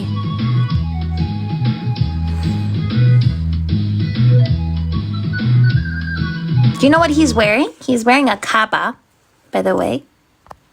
He's wearing a kaba, which is something that is used also in Eritrean weddings. Okay? Came back from like the royalty days. I'll show you an Eritrean wedding. Hold on. Eritrean It's also used like in Ethiopian weddings, but I'm focusing on the Eritrean weddings. So, hold on. You see that? Look at that. This. Isn't that beautiful? He's wearing like a less glamorous version of this. You know, look how practically royalty they look like. Really beautiful. And this is what he's wearing. You see? It does. It gives royalty. You can have it also in red. See that? Literally a beautiful. It's called a kappa. Okay? Something that is worn at Eritrean weddings. Little secret. My parents, because my parents wore one as well. I used to literally, when I was a kid, I used to like sneak into their room and take it out of the closet and wear it and pretend as if I was Superman. Because it also feels like a cape, you know? I used to sneak into their room and I used to steal it. And I used to hide and wear it. And then I used to like, you know, put it over my shoulder and then jump off like the couch, jump off the bed, pretending as if I was Superman. Look at this. So beautiful. It's so beautiful, you know? So that is what Abraham Aforki is wearing here. Kappa.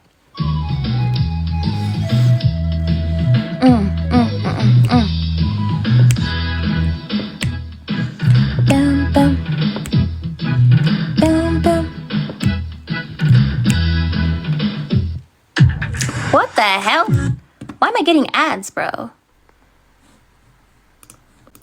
Okay, here.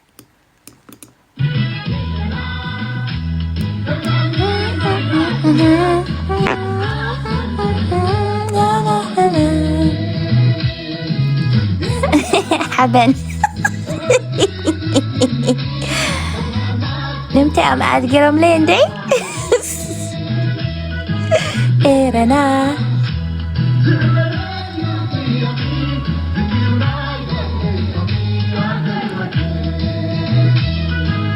إيرنا. He got some moves.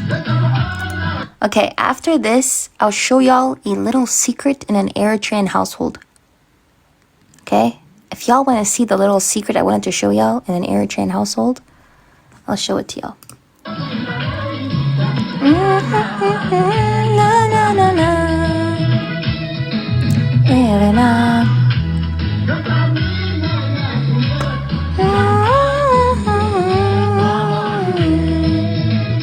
It's just because you're hungry. I haven't. أحتي بجاخ جرف الناس كحبت. تأجركي. You're bullying me. Na na na na na na na na. Da da da da da da da da da da. Erna.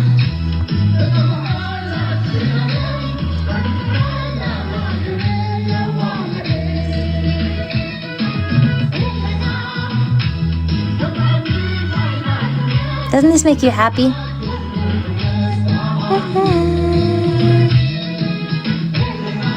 Oh, AK! What the hell? Why are they dancing upside down? Hey, yo, what the hell? They're like, let me dance upside down too. Okay, look at the talent.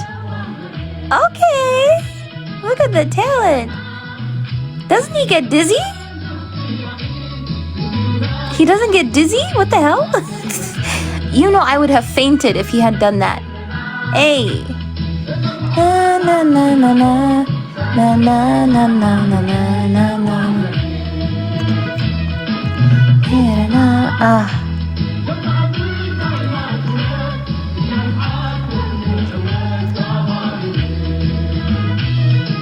Here na.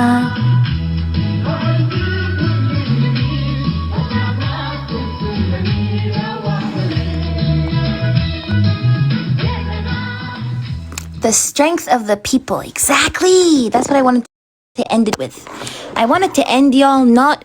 I didn't want you guys to have pity, you know, for Eritreans. That's not the point.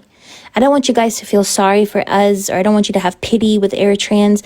What I want you to know, you know, is that regardless of how much we were oppressed, we still stood by it. Okay, are y'all ready? I'll show y'all the staples of an Eritrean household, okay? The staples of an Eritrean household. Number one, is it ever an Eritrean household without randomly having an Orthodox cross? Not only do you have one Orthodox cross, okay? You have a second one here, okay? And you have a cross here. And, hold on. You have a cross at the entrance here as well.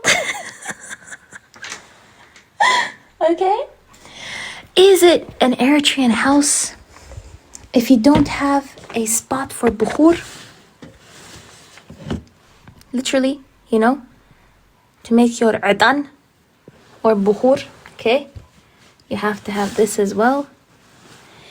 Is it an Eritrean household? Oh. If you don't have the random Bible verses here, if you don't have the random Bible verses here, and the apoy gashi, kasama sino, and the apoy kashi hakaki haban. You have a Bible verse here, you have a Bible verse here, you know? Is it an Eritrean household if you don't have the saints here? Okay? Is it Eritrean household if you don't have another cross here? Okay? Is it an Eritrean household? Hold on. If you... What else is there? If you don't have a random coffee maker here, you know, where you make the coffee? Is it an Eritrean household if you don't randomly have a meshrafet where you can put the coffee? If you don't have a coffee maker, you know, this is where you put the coffee in, you make the coffee, and then you put it on the meshrafet. And then you have the bunna stuff here, right? Is it an Eritrean household if you don't have all these mosawat? I kid you not. My mother has so many mosawat, okay? This, by the way, okay? Okay, I'm kind of short. Don't make chat. I swear. If y'all make fun of me that I'm struggling to reach this, I will literally nuke this whole live. Okay. Okay. God. Okay.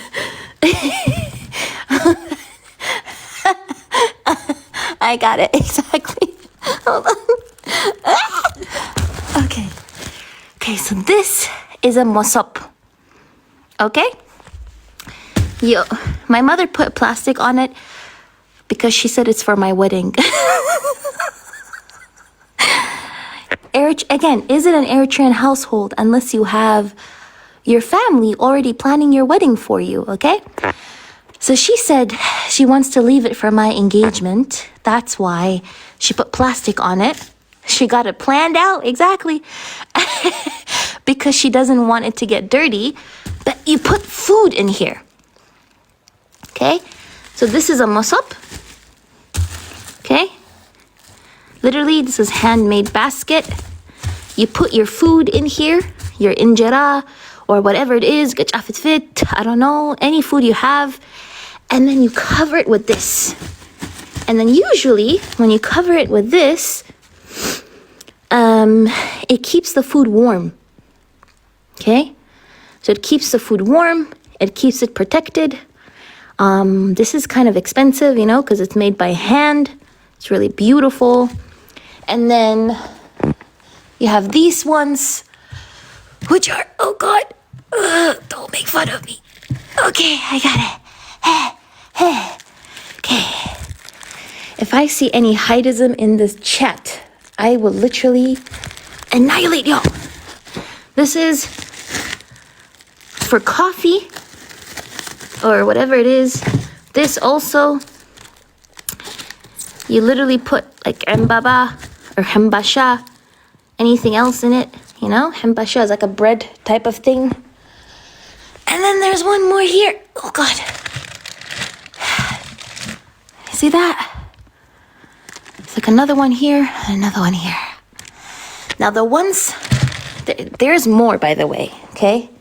There's literally more.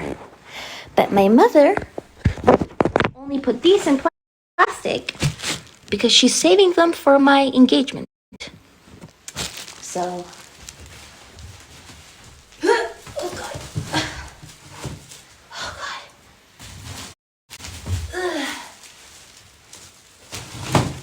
Okay. Now my mother is saving it for my engagement because my mother has already planned out how many kids she wants from me and how many kids she wants from me and when I should get married. And this is my mother, by the way. Look at her. Oh. This one. Look at that.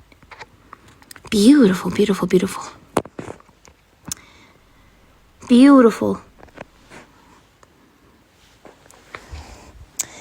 By the way, yeah, this right here is my dad.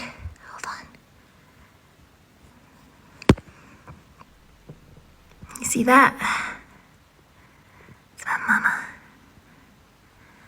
It's my papa. You know? Oh, what the hell? Anyways, so I hope y'all enjoyed the history into your mom looks like my grandmother. What the hell? Are we related, Habib?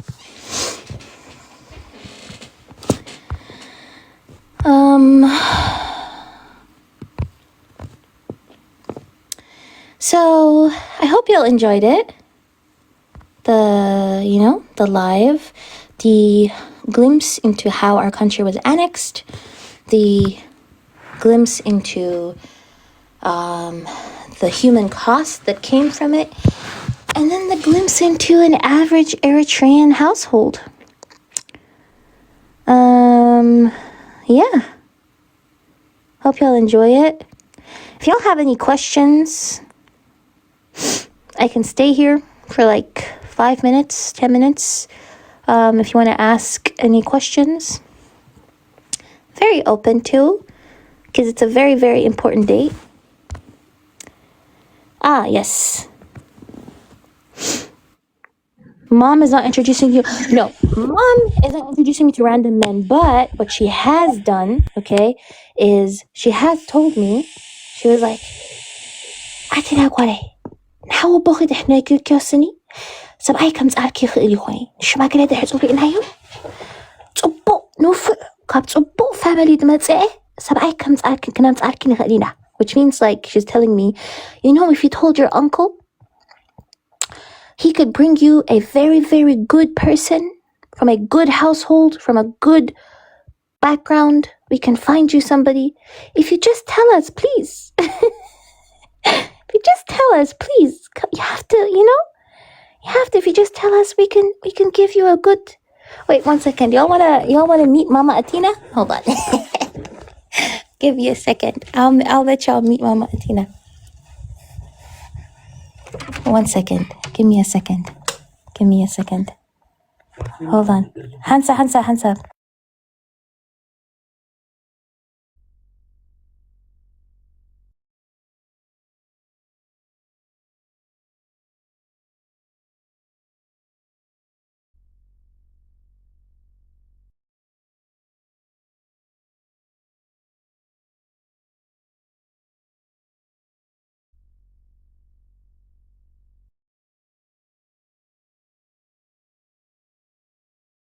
أما نجار يوم سكنتي مصابات نتي عم تكلي أنا نتي مصابات عم يقول له I wish سني ببهلك مرعوي تدي ببهلك مرعى يا ببهلي جاينا إريترا يا بهلي ناي قدم بهلي مش حج زدلو بهلي ناي قدم بهلي إذا حج زدلو بهلي إريترا يكونن ناي قدم بهلي جن أنت ناي قدم بهلي ناي قدم بهلي ناي إريترا أنا خعب خلله سدرانيتنا تمهليلن سني ما يكم تأخذ تمهليلهم ما يكم تأخذ تاي مالتي تمهليلهم مالتي صلوت جيرهم ما يكتأفق كله ما يكم تأخذ تأكيبهم بحنسب كبر خلو تهبيلهم يعني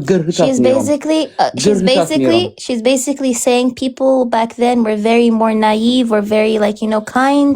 They used to pray together, they used to eat together for water. قرهتات okay قرهتات نيرهم تقرينيان ده تسمعوا خاينكم كنقركم تقرينا كله ما يسمعون اوكي قال أمتي حمتهم تقرينا كن دحن كتقول ما تسمع عمقن ولا إذن أبيت فرد خيدهم تماوجيتهم بدد اليوم مجن جن كملوا سخلوا بحنسب سواستي بحنسب ميسستيو مخنياتو تناجرهم بمريتي يكون بجدهن كم زنا يحجد اللو تسأل أيقون النيرو كم زنا يحجد اللو تسأل أيقون النيرو اتناي كذا كله بيسي نيرو she's saying even if people fought even over land, if they went to court, they used to literally come back home and used to literally like drink like alcohol together, like suwa miss bahani تصراحة مش it's honey wine basically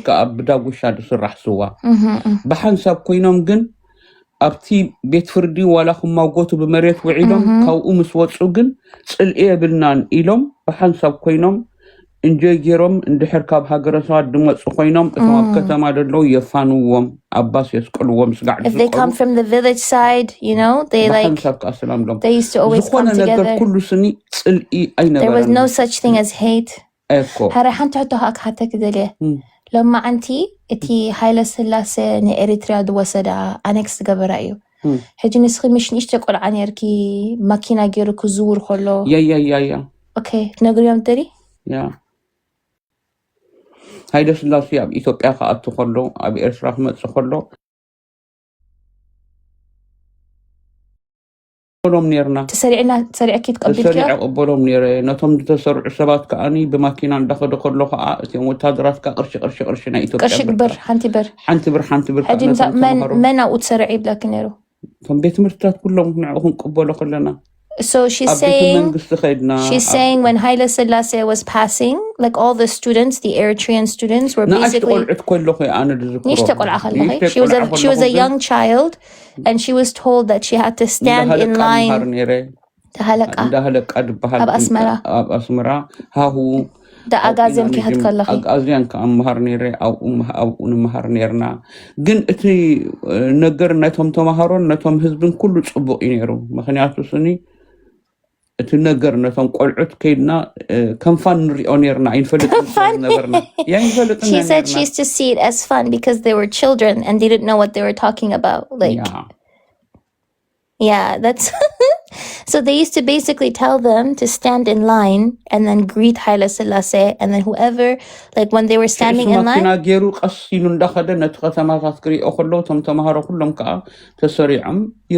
شو حنتي بري هو بخني دحرين نتمنا أشتغل عد كلها نتم وتهدرات بإيدهم قرش حزم نقول لهنا حنت قرش بربرنا إثيوبيان ذهبونا نحنا قلنا تبرت رحنا نريونير She said that they were young children, so they were like, oh, we just got like one buck, which is like one Ethiopian but نايتي cousin نات كيدا قلق ميتات رخبت أبي تبلك يا أب مايا شو ماماني حفت مو بس بدرجي يا ميتات رخيبة مش انتي سطرح ميتا كل سب بدرج دا ميتو هندي رخيبة بدرجي ناي بحق يسب وين يرمناتو تنا أشتو أتن يانج والدات صغيرا فانك خوناني لنا قدا جنساتهم كأتهم نيفيديوم قدا نيرم جنساتهم كثيرهم سندوان نيرم كثيرهم سندوان نيرم يا السو بدرجي بزحت أبناتكي فاميلي خبزحت مويتهم نيرم والله كلهم إرتراوي أنا بحمل سفيرهم يا كلهم محمد سفيرة. Yeah. She said when I asked her if she lost a lot of people in her family, she said all Eritreans literally were buried under the ground. كلهم إريتراويان سني أب تحت مريت سفيرهم يا مهنياتو تحنتي ناتهم دمس زنبرت كأني ناي عقر في اللي يكون النيروم ناي إريترا راح تبلك قال يعني راتهم إريتريا أنا ونبزان بسيبزاز اللي واقر نقر ناي إريترا إذا حسب ده أمبري ناي هاقر في إريترا أي فلتني إتي زحلوفو رجيسنا يوم نخيد لنا خاني نحنتي إريترا خبلو ترحم تقاريسو حنتي إريترا يلوم حنتي إريترا خبلو ناي عدي ناي قلة في اللي ولا حنتا أين برمن ناي إريترا نتسألت كانوا بساعت رحي لم تقاريسو. She's saying that all the people who died who were stepping on, they all fought for one single country, Eritrea. They didn't differentiate themselves based on ethnicity. They didn't differentiate themselves based on religion. They all fought. كلهم كم أحواتهم تبعيسهم. كلهم بحنت قرصني إرثنا نصحوا صحوا لهم تنيام. الزيد اللو حجين في اللي نعدينا هيمانوت نايجلة زي أمدك أصابات نتجدل دي فلتقوا نتقرص دي فلتقوا بجنزب ندخل فلو خاني إرثنا نداولو خلت خميت ندخل فلو زفلتقوا قلد فلتقمر ولا حد إني إرثرا سدي تقال سلاسي بعدي بعليت بقلد تقال سلين. أو رجع قله. أو رجال دي موصلنا أو رجال يلوس دتقلص ولا حد إلا أنت أم كلهم دحلفوا كلهم ميتهم زلوسني نا أو رجال ما يكونون تقاريسهم ني إسرائيل ترحم تقاريسهم. She's saying all the people who died did not die for like regionalism or ethnicity or religion. They died for Eritrea as a national identity. like أدم دنبورو. دحري كل سب دعوة أبز ساعة الزخاني دحت سمع لهم زم دك أنا خنقركم إذا كل سب دعوة كنقركم كله فرقوا ولا حنت بوليتيك دي فلتيهم بعد ما راح يتصوعوا بزحات بوليتيكات فلتونا أشتون اللويهم إتهم عبيتي ولا حنت بوليتيكات دي فلتو جن عدم اللوام يلكم كمان نعتهم كمان كتأمنوا يقولكم من عبي كون بوليتيكات فلت. She's saying you shouldn't trust a person just because they're older. There are so many older people who don't even know anything about politics. أي فلتون يا مهناتو كقلت لكم كله تردوا كلهم سني توم زحلفون من تايميتهم إلكم تراحتوتو نحنتي إسرائيلهم كم زموتو نحنتي إسرائيل نا أورجا في اللي ينبرم نا هيمانات في اللي ينبرم نا عدد في اللي ينبرم إتا إسرائيل نتعنت كوتس نسبات كأب السلام كم بروا مترحم تقاريسهم أنا نبذ ساعة زي أتاناتي إمنت نا هيمانات نا عدد She's saying that all the people who died back then, they didn't die for any region, they didn't die for any ethnicity or any division. They all worked together side by side and died for one country, one Eritrea. انت اخي الشيخ علي كندحي لومني إرترا بلوم كابي يخندحي لومني كابي اي نغرو اي بلومني إرتراوي ترحي دبي مخنياتو نتا إرترا ترحي دا أمن الله نعدي حماسين أكولو بزاي زي الكاي أكون كندا أمن حانتي إرترا زخون سب إرترا بزي أترحي دولنا. She said when people ask her where she's from, she doesn't bother telling them what region because she's just Eritrean. First and foremost, she's Eritrean. I'm like, أدم دموتو خا نحجي دلو مش حجي بزح بالريليجين بهير بقلب بزحات اللي سواتها لو مش ديفايد تهون ساقيقة توم نايك أدم دموتو دنبورو دحر حجي اوكي أبتنايك أدم نير يجيبهان قال انت ما كل تترحم نيرم قلت قرب أب قالسي نيرم يم اتقالسي اتي قلنسو ناي بوليتيكا نيرم شوف أنا بوليتيكا ترحم كاد ولا حنت نقراي كونان اتفللي كادم تصو دك سبات رحم كاد سبا هونن دمصو سلازي اندحر من نمسب كتامنو خينكم بدي في اللي سني بحنتي إرترا راح لكم بعدي بأورجا كي تفرالكم ني إرترا لكم راح كتزاربوا يمني. She's saying in the past it was only political differences mostly and not really religious or ethnic differences, and when you guys are believing in your country you should believe in one united Eritrea.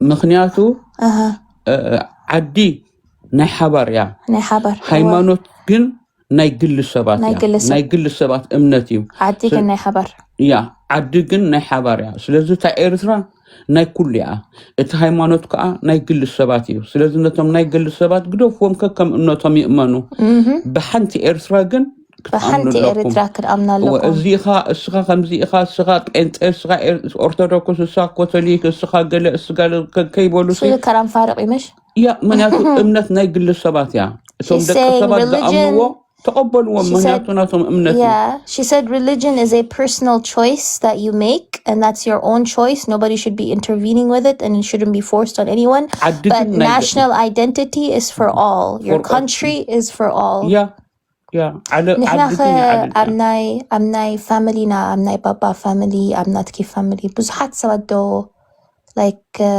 تسويهم ما يتمدو بتيناي أنا أمناتي ترحي لي بفلي كوس دايك إني إرثراويان كلها بزحات ميتهم يوم أديتات كأترحن تريفنين تحنت أنا دا أمن الله كمان إتن كلن أديتات دك أند حلفون ننصعنت كبلو نسلام كبلو حليفهم يوم نعدي كفالاليو نعليت كفالالي دي كونس نحنت نصعنت يلوم كيدوم نحنا خارجيتنا يوم نخيدا لنا أتاديتات كأبدي دك أنت ريفنين إزوم حجي دزارو دلو خلاتهم بوليتيكا ندبلو جن ولا حنت أيفلتون يوم بناتي رأي جم رجع أمام مخلص زالو يا نتوم لحلفوسي اتهم نعنا أفدق دخفتلنا بسلام كنبر كأد جبرنا اتهم رجعنا يوم دخدو هزبيهم زي أبدخون بوتاتات تأميتهم بجنزبت راح كلتا خميتي سلسة خميتين دخفلنا يلوم إرثرا دبلو نتقلس أيفلتون يوم نتموت أيفلتون يوم نتعذب أيفلتون يوم تراح أبصبوا بوتات أميتهم إرثرا يلوم نتسب بعليت بهيمانوت بقلة فلانيوا سيزن عقاتهم أيتؤمنوا. She's saying don't trust anybody who is dividing people by religion, by ethnicity, by whatever it is. Just because they pay tax does not mean that they're like actually understand the Eritrean struggle, that they actually understand the Eritrean history. The people who died for one country, and a lot of these people are literally stepping on the martyrdom and the sacrifices of all the people who died just to be very divisive basically and divide people, you know? دحرتن ولدي كمان بزحت ولدي نعنا السلام كم تأخذلسني بزحت ولدي بدي ولاد ترفع الله سيز نعاتهم حسبهم سخاتكم أبدأ بخلهم كدقالوا بخلهم كدقلصوا خلهم نزح جد الله أبرق إلى زنبر كم دلاي ورك جيروج أرك جيرو جزاو تجزيئو جزيئو زنبر نعوي كومنتريئو نتي نعنا نسلام كم تصيلهم أبتحت مريت سفيرهم دلو اتهم ولد خاب بدي ولاد تريفهم دلو نعم ترحسبهم نزيهم حجي دقوم حقيفهم دقوم أميتهم فؤاد وصعي دقوم أميتهم حجي إرترا دبلهم دلو نعاتهم أي تؤمنوهم نمنتاك تأمنوا دلكم اتهم زرقوت رجيتكم ومتخدر لكم نعهم أفدق خفت لكم يوم كتحسبهم دلكم كأني اتهم ترحم ولدي نحد السبحة مش تقول عشدش تقول عقل تقول عدرفو تمليسن كول دوم زيك لا أديتات كأني دقن نعنا نصعنت كبلو حليفهم يم حجسكم نزي حج تزاربكم دلو كلاتهم إرثا دبلهم دلو جن أيتؤمنوهم. She's saying to all the people who are saying Eritrea right now, don't trust them. There are a lot of mothers and fathers who sacrificed like 5-6 of their children. All of them died for the liberation struggle, who sacrificed their children for the sovereignty of Eritrea. Before you guys speak, before you guys act, you need to be thinking about those people who have been lost, basically. نتيهم نزق أرسل نزق سلام زخ نزان نصعنت دي أخم صيلهم زحلفو خا اتهم سدرابي دقوم دمتوهم ما يدستيهم يبلومن حنت فنجال بون دستيهم يبلومن أبي لهم يدحتهم يلن دقومت غزاوت غزا يبلوم اتهم كأمت زخلو خبروهم دخلو دقوم نإرثا نصعنت يلوم ميتهم يم زوم دلو حجيجن بزح زرباتات انت تزاريبهم اتهم دقوم زموتوهم كمان يدبلو عماني خدا أمت عماني خدا ستيهم إلكم اندحر حاسيبكم اتحنت نقرت راح كحسواد لكم رجيتكم ومتخدوا لكم نتهم نصعن الدمسو نتهم زولدوهم ولد خاني ترحم تريفهم الله نعاتهم انت رداءكم ناي بحق دس يبلني نزيهم ولادهم حقيفهم وصعي قميطهم بغنزب كم دلاي مداتغور جن إرثرا يلوم غنزبكم دوسدو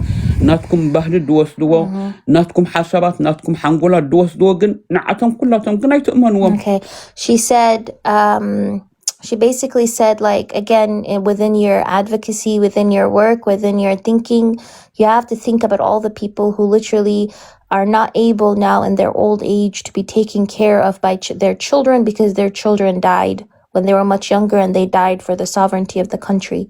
And you guys literally have to continue thinking about them. You don't have to think about the people who basically like are holding on to their children, who haven't sacrificed anything at all. And they try to tell you that they know what's best for the people, for the country, but they continue to divide you, and they don't actually know what's best. What you need to be thinking about is the amount of people who sacrificed themselves.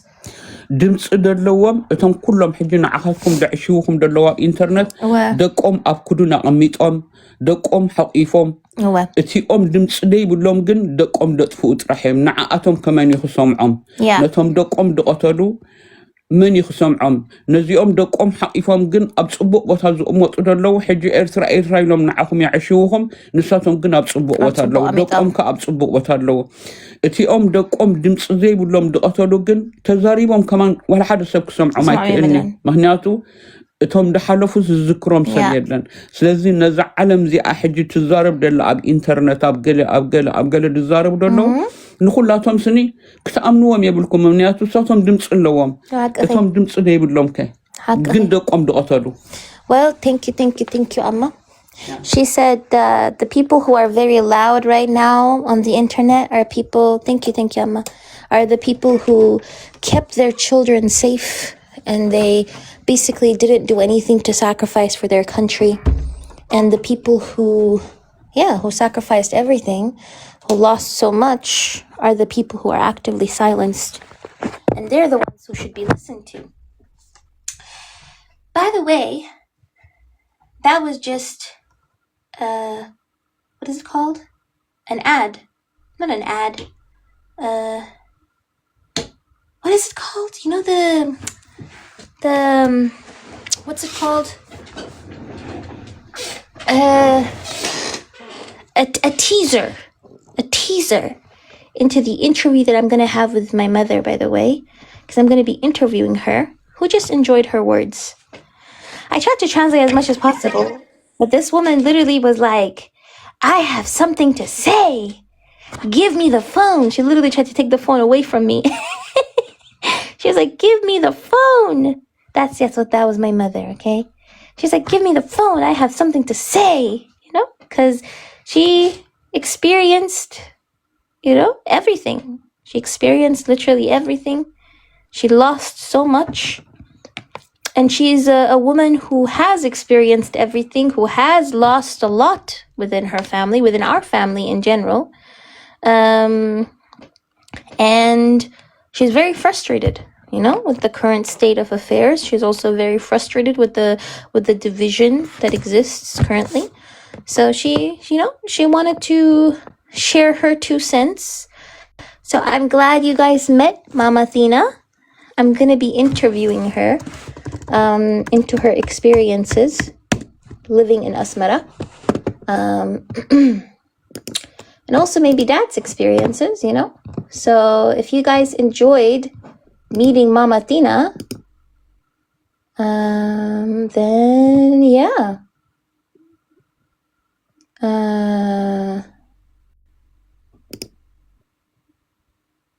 Okay. Yeah, what was your question? Yeah, hello, Kovi. First of all, thank you for everything today. It was a great lesson. My question was, have you actually actively been in the field in Eritrea as well and actually interviewed people that had gone through the atrocities? No. Or are you planning to do so? I'm planning to probably interview people like in the diaspora, but I can't interview people. Yeah. Okay. And is you can because I was just looking it up now. There's tourism. You can go to Eritrea, right? There is tourism packages. Yes, there is, but for personal reasons, I can't go. No, not you. I'm saying I can if I want to go. Yes, everybody. Yeah. Because it's that's another thing people should be advocating for. It's I don't want to give money. I hate people that give money to Europe and go see Europe and so on and so on. And it's like I've been to I went to Iraq and I went to Syria and I've been to those places and just interviewed the people like firsthand and what they've gone through. And yeah, man. So like next on the bucket list is I'm gonna do Africa. You know what I mean? Oh, perfect. So Sadallah. That's amazing. yeah. Oh, you have to, man. Like I remember my siblings give me shit like, oh, you never went to Europe, and she's like, man, I don't care about that shit. I don't care about that shit because like I'm also a child of war. My mother lost both her parents in a rocket strike in the Lebanon Civil War. Wow, may they rest when she was 9 years old, right in front of her. Wow, may they literally. I'm so sorry. Yeah, and then like my father lost his father, and then what ends up happening is my grandma committed suicide, self unalive, and then this is like so. This is just like I can tell your passion because my passion is the same about the Middle East. It's like we're children of war, and it's like it means something to us. So yeah, man, like I'm excited to do that, and that's what I would advocate for to a lot of people. Like people tell me this and that, like where we're going, mate, you have to go to these countries because they need our money and they need our tourism. I agree. 100%. Absolutely. 100%. I think like anybody who wants to visit, want to boost the economy, you can definitely go to visit. Yeah. Absolutely. Yeah. So like, yeah, thank you. That's definitely on the bucket list, man. And thank you for the mixed emotions. You made me cry, smile, and laugh. So that's amazing. Thank you. And all right, finally, before I go, your mother touched on something very, very important, and it's like it has to be said. People need to understand this. Religion is weaponized by every single government and all media around the world. It is weaponized to divide people all the time. Yeah. Okay, and it's like simply put, it's got nothing to do with religion when they're dropping the napalm. Exactly. Okay, it's about them testing weapons. Literally, it's about them testing weapons. And that's the reason why Ukraine has done so good in this war. Ukraine has done magnificent in this war is because of the weapons the West has supplied, okay, and that have already been tested, and they're all old stock as well. Well, while Russia, on the other hand, are by themselves and, they're running out of their, material. And then another thing is there was a famous quote from Vietnam. It was the American. It was actually even done in a movie. It was, "We love the smell of napalm in the morning." Wow. So this is how sickening. Yeah. So this is how sickening the military-industrial complex is. It is absolutely disgusting. We love the smell of napalm in the morning.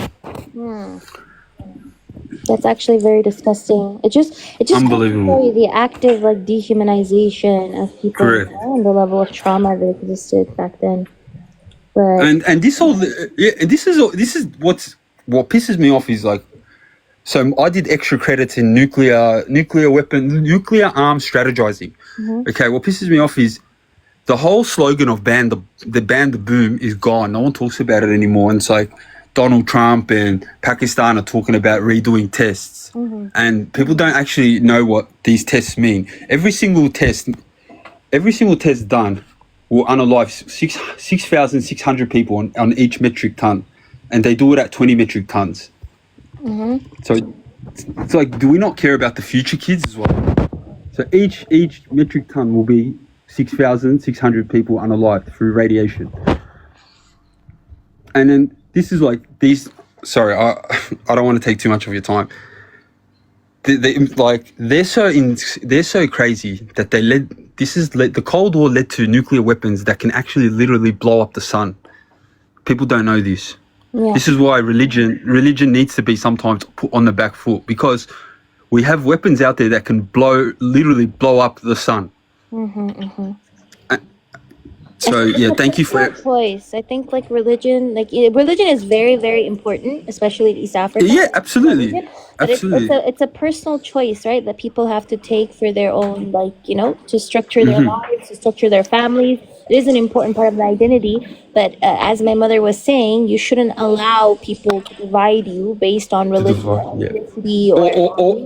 or form your opinion on a conflict because of religion, which a lot of people do that.